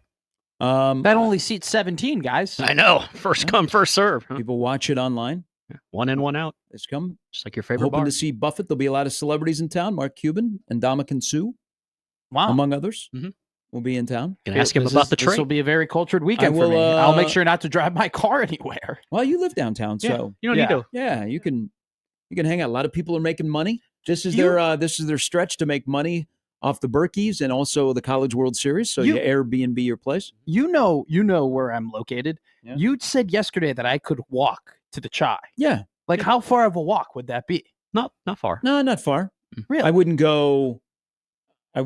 walk down one particular street, but if you does it start with a C? Yeah. Okay. I would zigzag elsewhere and then you're going to be safe. Okay. You just cut through the campus. Oh, I could go cut through the Creighton campus and boom, you're right there. All right. I didn't know that. I had no clue. I was just unaware of my certain surroundings. That when you said that yesterday and we didn't hammer on that point, I was like, wow. And the weather's going to be fantastic. Because I've taken this Ubers weekend. there, and I feel like I've wasted money now. Yeah, you do a little walking. But it's Berkey weekend. I can't wait. It's my tradition. I drive over by Buffett's house. He's a neighbor of ours here. Yes. So I see everybody taking a picture of his house. Yeah, be careful if you go down that way. I mean, they don't pay attention. They walk in the middle of the street and they got really. Oh, yeah. Are there a lot of people who partake in this tradition that you partake? Absolutely. There are buses that go into the neighborhood over here.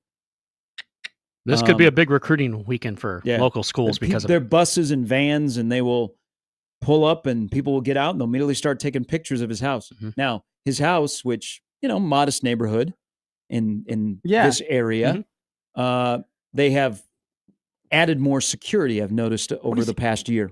Wow. He's like a living Abraham Lincoln, Warren Buffett is kind of big. No, he is. Yeah. He's a big deal. It's just it's incredible that, Is he 91 now? He's up there. Wow. I thought he was younger. If I'm not honest. He looks pretty good for 91. Popular in Omaha as he used to be. Really? Oh, has the city declined because of it? Ask anybody from the World Herald. And he has not bought Nebraska a running back, defensive lineman, tackle. Scoreboard. Yeah, scoreboard. We need an outline. Warren. Speaking of scoreboard basketball, I was telling you earlier, Ryan Kalkbrenner, 30th in the athletic draft, the mock draft today. Rise up OPS. OPS just had 2 products drafted in the NFL draft. John Tonje had 41. Nice. Hunter Salas at 56. Last year he was in the first round. Went back to Wake Forest. He drafted late in the second round. So 2 OPS guys are in the athletic mock draft. Rise up, OPS. OPS says they're back. There are more people applying for the Benson football job. I mean, we might be turning the corner here. OPS, rise up. Back at Burke Stadium next week for Metro Track. Omaha. Right on. We're back with more after this.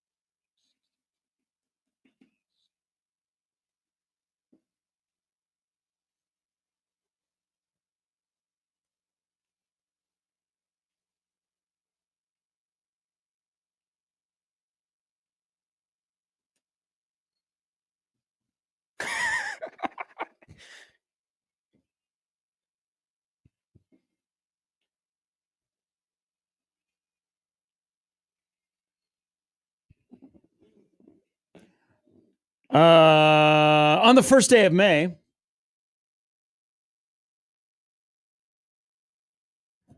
the Utah Hockey Club made a mistake. Oh, no.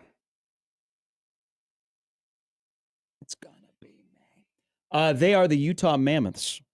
So they changed their Twitter account. Oh, forgot more to tell hockey anybody, club. and now they're the Utah Mammoths.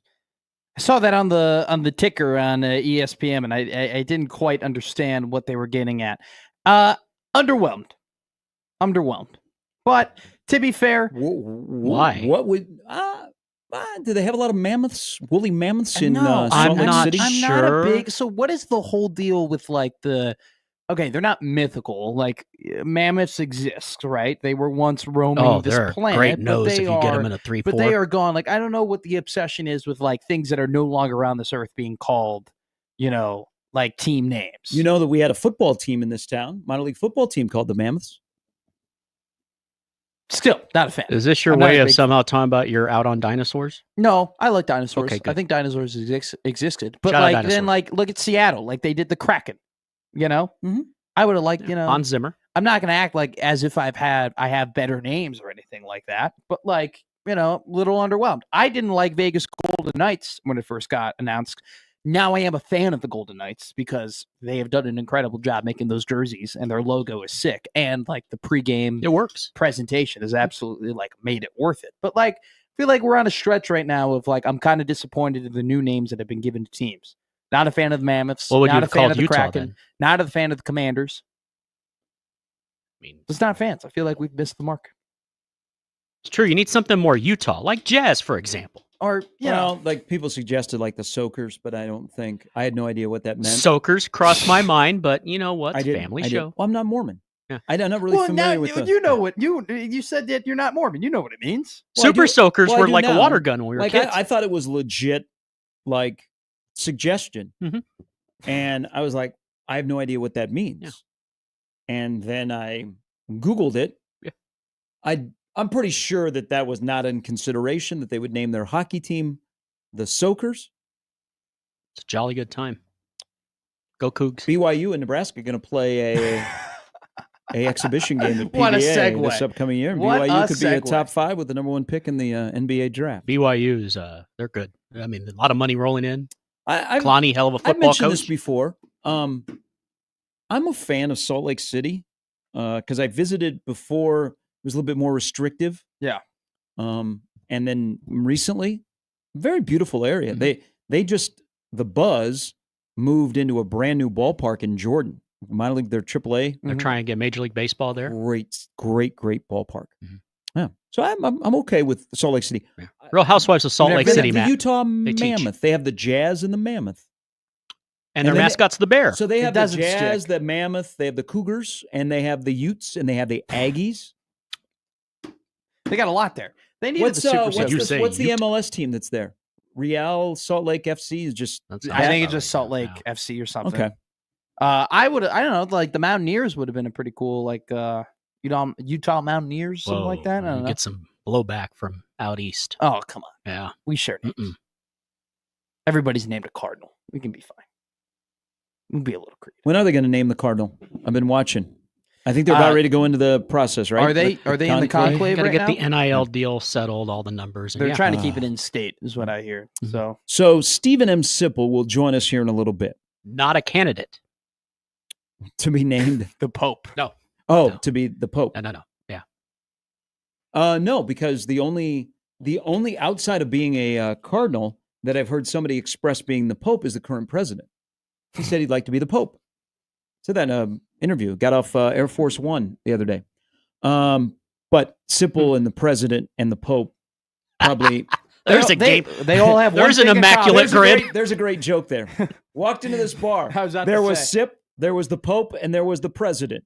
A writer, a pope, and a journalist walk into a bar. Which one's which? Find out next. So this is a little inside baseball, but it's important around here because, we're lucky enough to do what we do, and we get to know our listeners and our viewers and our subscribers and everybody, become a relationship. And we're fortunate also to cover a program in Nebraska football that there's a lot of passion about that drives 20 hours of, live radio. That's why the station exists. Yeah, I mean we go 6A to 6P. Sometimes when the sports schedule allows, we go to 8P.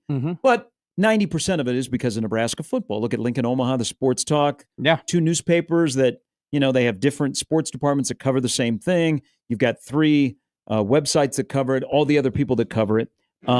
So when things happen in our industry, people, whether you think it's weird or not, if we're in it, they take a interest in it, of what's going on. So yesterday, a big story, and this is big because it affects something around here. Yahoo is selling Rivals to On3. So Shannon Terry, who very much a entrepreneur, used to be at Rivals, then started On3, and we all of a sudden have 3 sites around here. 24/7 has been banging it. Husker 24/7. You had Schaaf and Bruntz got that started. They added Brian Christopherson from the Journal-Star. 24/7 is doing great. 3:30 today on their YouTube channel, you'll see if Nebraska gets their quarterback commitment. There's a little plug for my friends. Then you have the On3 guys of Gascan, Robin, Munson. Whom else I missed? Sipple. No, he wasn't there yet. Oh, okay. They moved away, so they go to On3. They hire Sip from the Journal-Star to join portal them. edition. Hey, all great. And all 3 shops have fantastic, very talented people that are also friends of mine. And Abby Barrymore too, who's done a phenomenal job with volleyball and all the women's sports over there. And then they have interns from Grant to Blake Arney, who's he ended up being he's the radio voice for the Kansas City MLS team. So it's been a On3 is, but Rivals went through. They had some talent that left, and the Rivals site with Red Sea Scrolls was a banger. And so they leave, and then Rivals has to figure out what are we going to do, because there's still, people that want to stay loyal to Rivals. And I found out that, people are very loyal to their boards.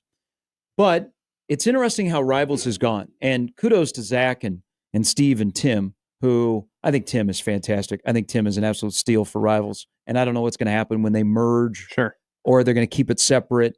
But Tim is at the top of his game. But Rivals was kind of interesting because they didn't want to shut down the site because they have a lot of subscribers and a lot of coverage in Nebraska football. People get clicks. They drive traffic. There's, like you said, there's a loyalty and interest staying with Rivals and people who have been subscribed to there for years at this point. But the Rivals thing was kind of interesting on trying to keep that site alive before they finally got to Zach, because they approached quite a few local media people and pitched them on running the Rivals site. And this is about 3 years ago, I believe. Summer 2022. They approached somebody in the local market who is a writer and is very talented. They approached him. He said no.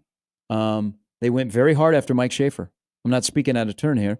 Schaaf was approached as running Rivals. Rightfully so. And he was like, he thought about it, but he's got a great gig at 24/7. I got asked if I would have some interest. Good friend of mine, Woody Womack, is a longtime Rivals national guy. He said, hey, and I knew why he was calling. Sure. He was like, hey, what do you think about the Rivals? I said, no, I don't have time. He said, well, this is what we'll give you, and this is what, and I'm like, no. So they eventually got to Zach, who was at Ohio State and came to run Rivals and has done a really, really good job. I don't know that they have as many resources that they used to have, but he hired Steve. Steve does a lot of the writing, and then Tim has been a recent addition. Again, everybody in the website world does a great job. But it's kind of interesting in that world because I think the portal has hurt the websites. Because those websites, what did you first turn to? Yeah, the message boards, which are still I understand, very, very good. It's a good community. I think Twitter maybe took a little bit away from the message boards. I think so. But there's still, maybe one of the more popular message boards in Nebraska is one that you have to be invited to, and it's a hidden one. Yeah. But those 3 message boards get their traffic. But I'm wondering, in terms of the website traffic, unless you're covering sports and games and stuff, you went there for high school recruiting. High school recruiting is not as big. Portal recruiting is bigger. And portal recruiting is not as easy to cover as high school recruiting, which will always be there, but it's not driving the traffic like it had.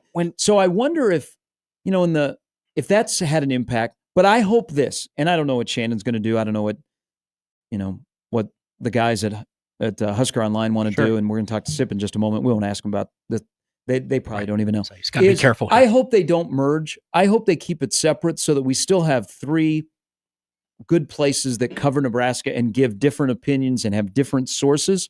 But this is, you want a little inside baseball, this is a big deal yesterday in the world of covering college athletics and covering recruiting. I used to work in that world, and it was big. It came across my phone. And I think you bring up an interesting point about the transfer portal potentially taking away from these sites. I think you're absolutely spot on, because let's look at Nebraska specifically. This 2026 class, you mentioned it earlier. They're only going to have 15 to 16 commits. Right now, they're going to have other players that they're interested in, but like when you only have 15 to 16 commits, that's less articles. That's less click, right? That's less clicks. That's less people reading them. That's less interest. And let's be honest here. The transfer portal can be covered a lot on Twitter, right? Hey, you can just send out a tweet. This guy has entered the transfer portal. These are the teams that are interested in him. You can send out another tweet. Hey, I'm hearing that it's down to these 2 teams. This is the reason. You don't really need to make full large-scale articles that bring clicks to your site. And it really is. I'm not going to act like I know the ins and outs of that business specifically, but getting people to the website, getting the traffic, getting the clicks is what a lot of it is about, right? And when you have something like the transfer portal take that over, and then you can cover that on a completely different forum that isn't getting people to your site, I think that's it definitely is a difficult thing to do. So I think it's a great point on you. Look, people like vanilla, people like chocolate, people like strawberry. I think that it's great for this market as if you have as many writers as possible, as many quality writers as possible, and you have as much preference as possible. So I also do hope that we can keep that preference. We can keep these communities that have been built within these different sites. They all do a hell of a job. They really do. They work their butts off. Like, here's what I'm thinking. There are going to be some people that are going to be jumping on that promo code if by chance, Rivals merges with On3. Sure. But, people have preferences. Not everybody likes Gas Can. So they didn't follow him to On3. So they stayed with the Rivals on the message boards. 1,000,000%.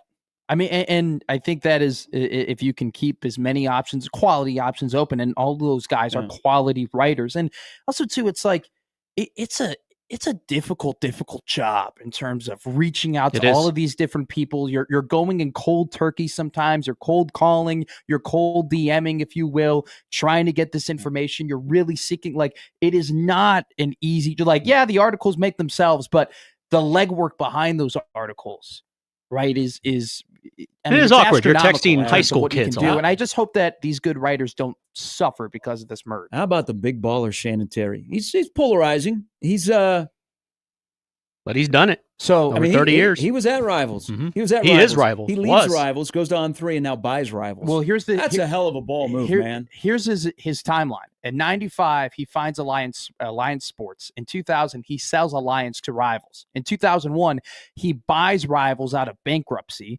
In 2007, he sells Rivals to Yahoo. Then in 2010, he finds 24/7. In 2015, he sells 24/7 to CBS. In 2021, he finds On3. And then in 2025, On3 buys Rivals. Talk about a guy, like an entrepreneur within this business who just understands what he's doing. Mm-hmm. He just understands how to make that content. Where's Steve Ryan? Where's the Big Red Report? Where's Scout.com, Jimmy? Rest in peace, my former employer once upon a time. Steve or? No, Scout. I've lost touch with Steve. Like he used to be a guest when he first, Scout.com was big because they were going to be the West Coast recruiting juggernaut. Mm-hmm. And he was running, I think by himself, Scout.com, the Big Red Report. I remember the Big Red 20 Report. Years. Yeah. Oh, it was. Mm-hmm. So you had Scout and you had the infancy of, I guess, Rivals that were going on. But the 3 sites here, they all, I'm sure on different levels, do well. I've said Husker fans are so lucky to have the people they have covered. I mean, there's so much content to dive into. There's never a shortage. But maybe at the next Husker games, and this is supposed to go through July 1, maybe they have like a summer Husker games, and you can have the Rivals and On3 guys battle it out. Ooh, winter flag football. Why don't we have like jobs? Hey. I'm with you. How about we have a Michael Severe poll and we decide who keeps what jobs through that? Go in the rail yard, put up a ring. Oh my God! May the odds be ever in your favor. Last man. No, here's what we should do. We should set up a TLC match, and we should put 3 contracts and hang them above the rail yard. and you have the 6 guys go at it. And whoever grabs a contract, signs it, keeps their job. Yeah. I hope all 3 stay. Me too. We're going to ask Sip this. If Sip had to eliminate a future colleague from the Rivals, who would it be? We'll ask him that question when he joins us next.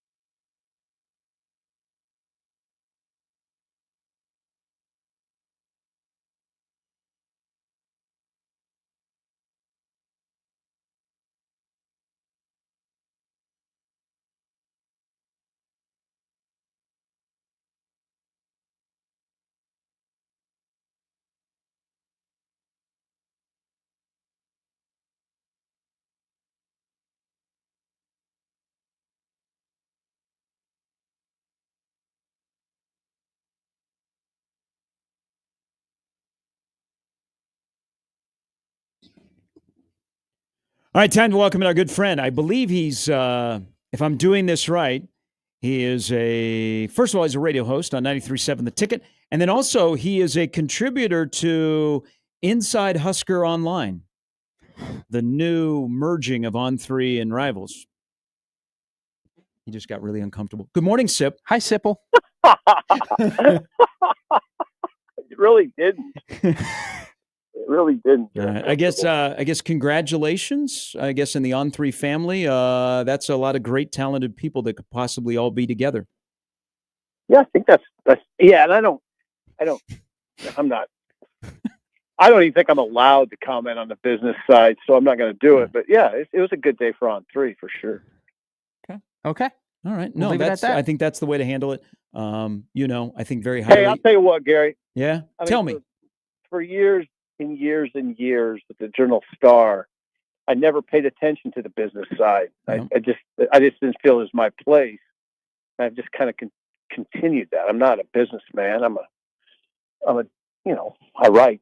So I let the people who are skilled in that area worry about that stuff. Well, I think very highly of you, Sean, Robin, and Muntz, and I'm sure it'll work out for everybody. All right, let's talk about stuff that you can control and you can talk about. If we are doing a spring carnival or whatever next year, your chat with Troy Dannon leads you to believe it would look like what?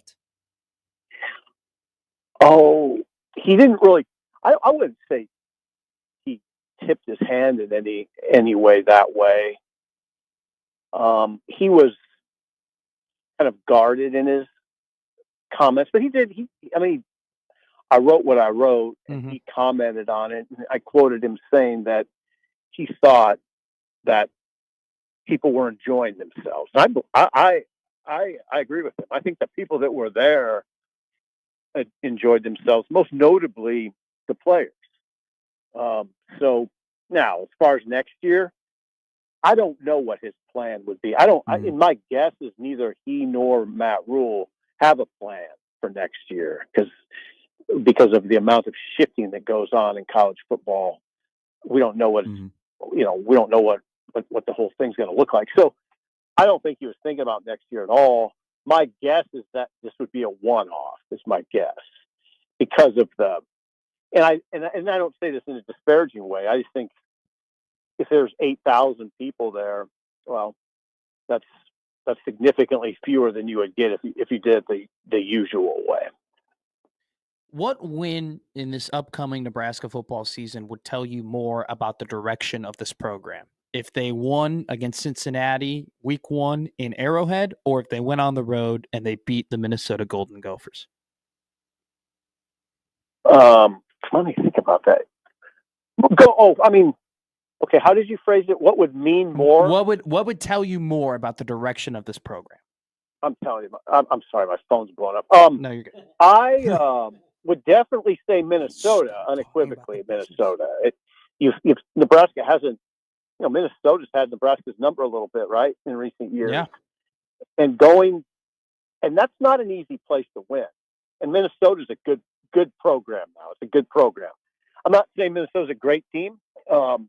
They weren't last year. I'm not saying they're going to be a great team this year, but I know it's a good program. And I know they're always going to be pretty tough to beat, and they're going to be tough to beat in Minnesota.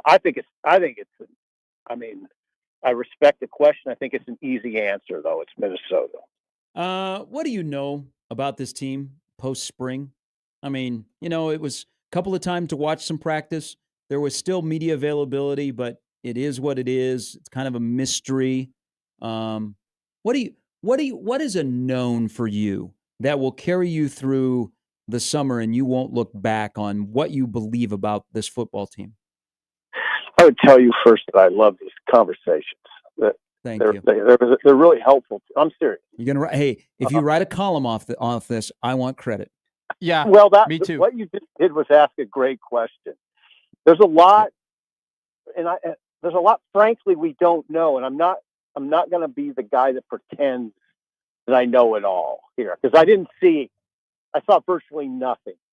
So what do I know about Deshaun McCullough other than what I see on film? Mm-hmm. Not much. What do I know about Marquise Watson Trent? These are two critical players. Not much. What do I know about Andrew Marshall, who could be a starting corner? Not much. What do I know about Quentin Ives? What do I know about Mekhi Nelson? Those are 2 and 3 running backs. Not much. Receivers on down the line. How's Heinrich going to be? Mm-hmm. Oh, it's a great question, and it's good. It's a good news, bad news thing. I think if you're a Nebraska fan listening, we don't really know. That could also mean that they're going to be really good, and we don't know. Sometimes I wonder if Rule's playing it close to the vest because he feels like he's sitting on something. Mm-hmm. If you're a Nebraska fan, that's what you hope, that he's telling his guys, his coaches, be reserved on comments about individual players. Matt's been that way. And if I were a Nebraska fan, what I would hope is that he just feels, let's low key it, and then we'll jump on people a little bit. It's a great. I just don't know. I don't know. I don't have a great feel for a lot of it. I have a good, but to answer your question, what I do know is they got a good quarterback. I like the quarterback, and I like what he's going to be throwing to. I'd like to know a little bit more about tight end. I'd like to know, how's Carter Nelson going to be? I'd love to know that. What's he going to look like in Arrowhead? That's one thing I'll be watching in warm-ups. What's Carter Nelson look like? How much did Heinrich Harburg progress in August? I think I feel really good about the receivers because there's 3 really proven guys there.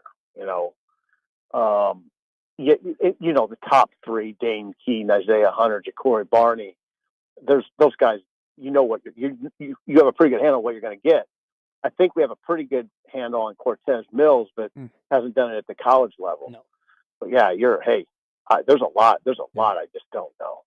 I think we're on agreement that the next year for Troy Dannon is going to be pretty big, right? Navigating the college football landscape and the impending Memorial Stadium project is going to be a really big deal as well. But we're at the point now where he has been the athletic director for over a year. And so, Sip, from his actions and from the conversations that you've had with him, what have been your main takeaways from the first 13 months of the Troy Dannon athletic department era? My main takeaways? Yeah. I mean, I guess my biggest takeaway is he's a leader. Like, he's a bona fide leader. He is Matt Rule's boss. It's not the other way around. And I think that's significant in this conversation because I think right out of the gate you wondered a little bit what that dynamic was going to look like. I think I really have a good impression of Troy. It's mostly just an impression, though. He made a good kind of made an obvious hire in volleyball. Now, here's the thing, Matt. And this is why I'm kind of stumbling around on the question. Okay. I don't really judge ADs. I mean, and if I do, it's mostly about what? Couple high-profile hires, football coach, men's basketball. That's how I generally judge an AD. So he hasn't done that, I mean, he does have this massive project staring at him, this Memorial Stadium project, but there's nothing to judge at this point, right? We don't know where it's going to go. But I would say this, my overall impression of him as a leader, I think he's a strong leader. And I can say this, too. So I'm speaking, it was September, and I was blown away. I mean, his command of a room is really strong, but also his knowledge, his working knowledge of all that his job entails, it was incredible to me. Right now it's not easy for an AD because you're having to field a lot of questions that are you don't know the answer, but you got to give them something, and that's not easy. I think I really think they have a strong AD over there. I'll tell you one thing right now. I'm not worried about that position at all. There's nothing that would tell me. There's no red flag. There's nothing of that sort. I think they got a strong AD over there right now. Do you think also that and he's not an AD, but he's the football coach, but sometimes he thinks like an AD, that this is the first time maybe since Callahan Peterson that the football coach has a louder voice with the AD? I wonder about that. I don't have a great feel for their dynamic. I don't. I really don't, Gary. I'm not avoiding the question. I don't have a great feel for that. I'm not going to pretend I do. I hate to speculate on something like that, too. I don't like to speculate on people's relationships, be it personal or working or both. I don't know. Hey, so I had a great feel for Frost Albert. It wasn't a good relationship at all. I had a great feel for Riley Icorse. That was a very good working relationship. Bo Pliny Icorse was awful. I mean, it was as bad as you could ever imagine. So I've had a good feel for some, but I don't have a good feel for this one. Hey, let's back to a running back, and this kind of goes back to the question earlier about what do you know? And Marty Brown goes to Miami. Matt Rule tells us every day about Quentin Ives. There's Mekhi Nelson. There's a lot of unknown behind the main guy. But how much do you think any angst would be if a guy who, highly recruited, Nebraska got a win out of St. Louis, but then he got here and we went, man, he's from 175 to 190, but he spent more time on the bike than he did on the field. If Jamarian Parker was like not necessarily beating out Emmett Johnson, but was in the mix, how much different would you feel about the running back room today? If you have some angst about it? Yeah, way different. But that, like you said, that kind of falls under the category of unknown, right? Jamarian Parker, in our eyes at least. Like maybe if Jamarian Parker would make a big push in August, I would feel much better about not getting Shamir Brown. I'm in the camp that I thought they needed it. I mean, I thought it was a need. That's just my read, though. It feels like the way Nebraska dealt with it, that they didn't necessarily feel like it was a significant need. I thought my read on the situation is they needed it. But your question's a good one. If Jamarian Parker is ready to roll, if they've seen enough of him that they think, oh no, we're fine, then changes the conversation. But how do you know? Especially in our shoes. How do you know? Yeah. Have fun for all those magazines out there like the Phil Steele's of writing a preview about Nebraska football this upcoming year. Yeah, I mean, Phil does a really good job, though, and I think he talks directly to the head coaches. So he'll probably have quite a bit. Yeah, he loves watching that spring game. This year he will be watching a blank channel. Sip, have a wonderful weekend. This year, yay or nay, running in the Lincoln Marathon? Oh. No, I'm not going to do that. I got to ask every year. No Lincoln Marathon. Dang it. Okay. All right. Well, have a great weekend. We're into the off season. Enjoy it, my friend. Thank you for including me. I appreciate it. Hey, God bless you. See you, Steven. Very religious man that is. Mr. Sip. I didn't know if he would, run in the Lincoln Marathon. A lot of stuff going on this weekend. I was of Nebraska. I was a little disappointed. I thought Sipple could have been a great candidate to go and catch a punt. I would have loved to have seen that. Wasn't that an original? I think that was. Yeah, and he said no. He goes, I'm 58. He talked to me about it. He bowed out. But I was telling him that he's still in good shape. He's a former Gold Glover. Former bad man. Still is a bad man. Still could probably knock some people out. Still got it. Maybe he still has some power in that left hand. He does. I'm guessing that there won't be a lot of people next year signing up for that event if they are approached. Might pass. I don't know. You're brash enough. You would do it. I would do it, but I would be nervous about embarrassing the radio station and dropping the ball, because that would be something that would be very tough to get over. I think it's difficult to do. Yeah, a lot of risk reward there. Yeah, so it's when you bow out or you bow in, you take the risk. Yeah, I mean now you know why Nebraska has trouble fielding punts. Because they're catching them out of the jug machines and out off the foot. I mean, if they would have had like a punter back there, that would have been fun. Like Jack McAllister's last goodbye is to be punting to the media members.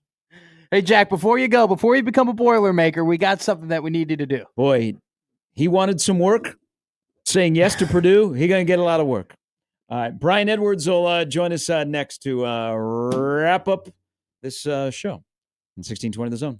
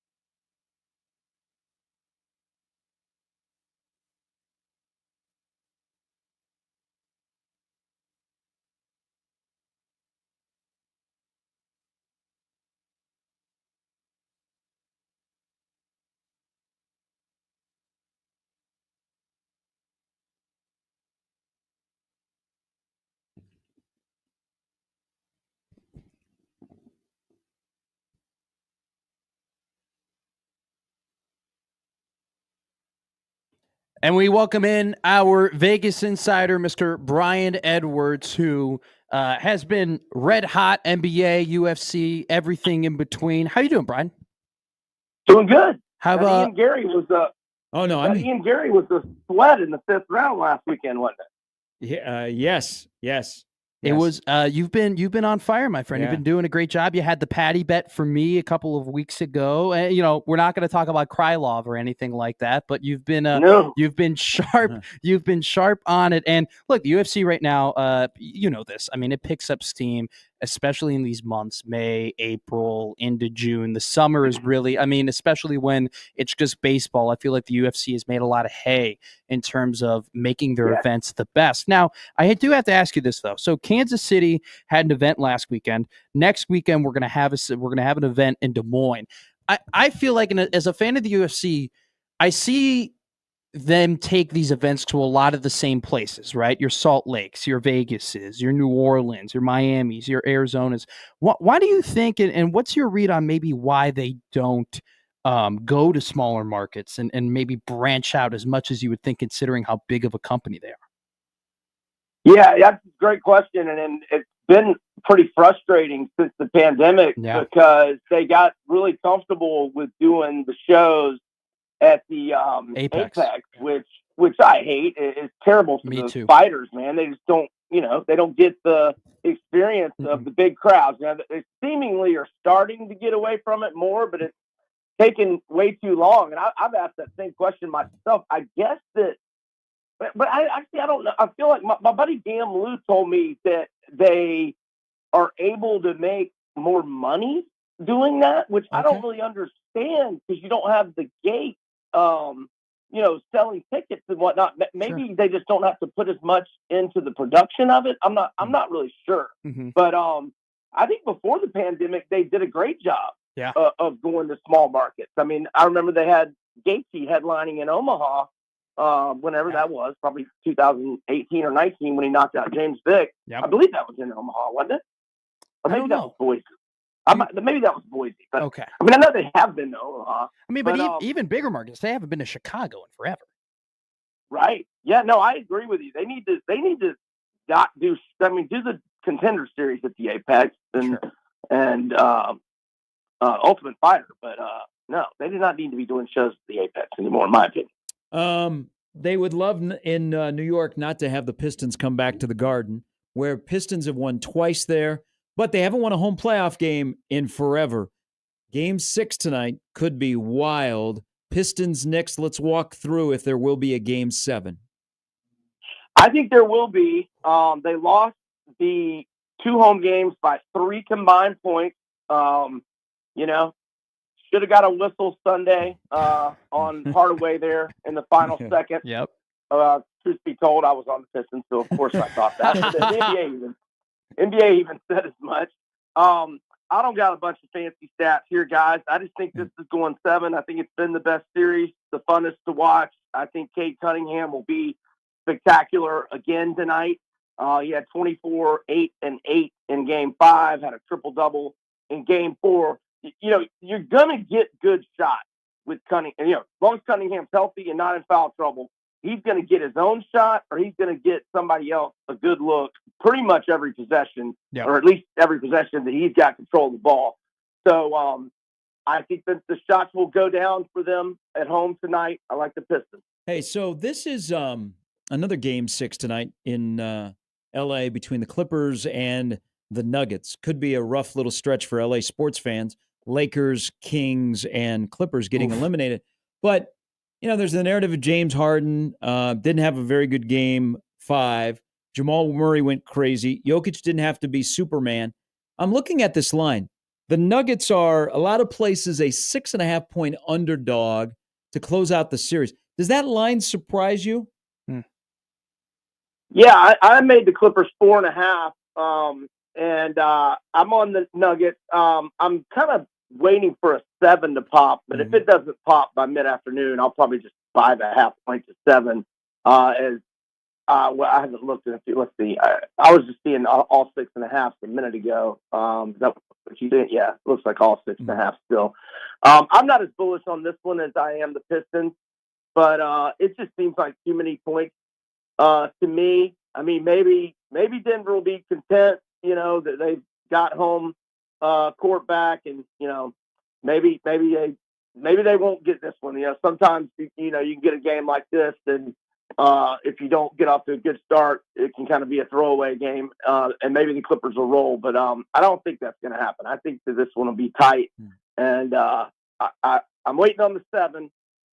If it doesn't get there, I'll probably buy the half-point 7. Yeah, we're talking about these first round matchups that are really exciting, been great series, and some of them could go to 7. But there is going to be a second round matchup this weekend on Sunday when the Indiana Pacers take on the Cleveland Cavaliers. Brian, I was really impressed by the Indiana Pacers and their performance in their first round against the Milwaukee Bucks. Just from bell to bell, I mean, they just look like the better team, and it seems like not only just Tyrese, but other guys on this team understand their role. What is the outlook here when they take on the Cleveland Cavaliers in this series, who has been one of the best teams in the NBA since the beginning? Yeah, Cleveland was, in fact, more dominant than any 4-game sweep in NBA history by 27 combined points. They were plus 122 against the Heat. The previous most lopsided 4-game sweep in NBA history was plus 95. So that was impressive. But the Heat just aren't very good. The competition goes up here, and I think Cleveland is a little overpriced. I'm going to go with the Pacers plus 8. They won 3 of 4 head-to-head meetings, but one of the Pacers wins on April 13th. I'm pretty sure most of the starters were out, but I believe for both teams they were out. But so I kind of throw that one out. But Sure. But they won 2 out of 3 otherwise, and we're getting 8. Plus 8 is a lot. I like how the Pacers are playing, and the little, or I don't think it's talked about enough, is the way T.J. McConnell's playing off the bench. Man, he is so spectacular. Best backup point guard in the league, and I like Pacers plus 8. Hey, one quick thing here before we get you out of here and get you to Kentucky Derby weekend. NFL futures after the draft started to trickle out. If somebody is looking at a future like Cleveland is 4.5 wins, should they jump on it now? Will there be much of a change once the schedule is completed in 2 weeks with NFL future in terms of win totals? Don't we already know all the opponents? We just don't know. Just don't know don't know when they're playing which ones. Right. You may see some situations that are advantageous or is that a word? Disadvantageous? Yes. You may, some teams may get a lot of back-to-back road situations, or Sure. You may get an open date at a perfect time.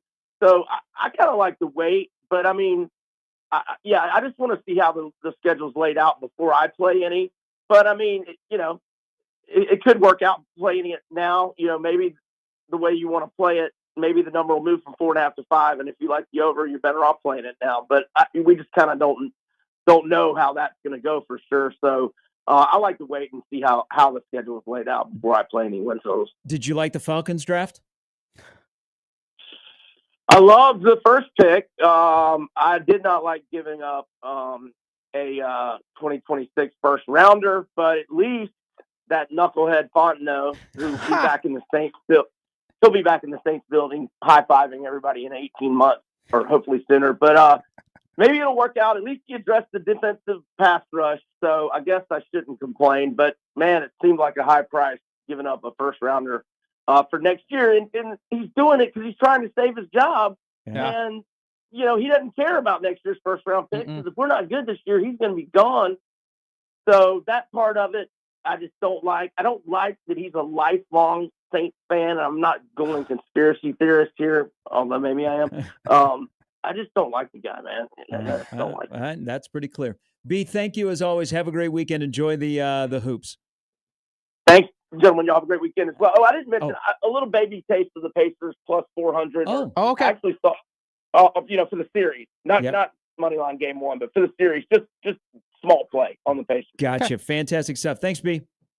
Thanks, guys. That's Brian Edwards, Major Wager and Vegas Insider. You can follow him on Twitter at Vegas B. Edwards. The Brown win total did not change once Shedeur was drafted in the 5th round. They're still at 4.5. Jeez. Now, the defense He's Defense pretty is good. legit. You got Garrett. You got some D-line help with Mason Graham. 4.5. That's for Cleveland. Low. That's really, really low. But I mean, look, it's on brand for the Browns. The Giants number is around there too. They don't have now. See, I like the Giants more because I do think that whether it be Russell Wilson or Jackson Dart, that offense is going to be better this year than it was last year. And you have to remember, man, this defensive line that the Giants are going to have is going to absolutely wreak havoc on the NFL. Thibodeau, Lawrence, and Abdul Carter. I mean, right off the bat, that is one of the best. Even with Carter being a rookie, it's one of the best D lines. Period. End of story. And so I would take Giants 4.5. Browns, man, I don't know. I don't mess around with the over-unders lower than 7. I like to bet on whether a team is going to be slightly above average or slightly below average. I've been making hay on the Pittsburgh Steelers the last couple of years. That's my favorite. Whenever you see the Steelers are under 500 on the over-unders, you hammer that sucker. Well, win total may change when Aaron Rodgers says yes. Jeez. That's got to be coming, right? I mean, at what point? We got to do a schedule, so they need to let the NFL know. That's a good point. The NFL... Joey needs the info. The NFL might push this because Rodgers is in Pittsburgh. You look at some of their games, because don't they play Green Bay? They play Green Bay, and they play the Bears, too. Yeah, so... You're going to get the Steelers in some prime time. Play the Browns. But here's one thing about the schedule. I think the NFL is setting up to sell separate TV rights to the schedule because they didn't leak anything. You know, you don't even know. Really? The teams don't even know, like, hey, we think we're going to Dublin, but we're not sure. That's crazy. So I bet they sell the schedule as a separate TV rights package. Do 3 hours. People will watch. And we don't leak anything, and that's the only place you can get the schedule. That'd be incredible. I mean, that'd be a moneymaker. Rich Eisen would absolutely love that. Give it to the NFL Network, wouldn't that be on brand for the NFL? Absolutely. Wouldn't it be on brand for a Netflix or an Amazon? Wow. Really? I don't know. All right, Derby Day tomorrow. We'll break all of that down. And don't forget, Nebraska will wait on a quarterback commit at 3:30 this afternoon for 2027. He's not going to play here until they tear down the stadium, all because of him. Have a great week, or have a great day, everybody. On the first day of May, enjoy Mayday if you participate. The crossover with the Connor Happer Show is coming up next.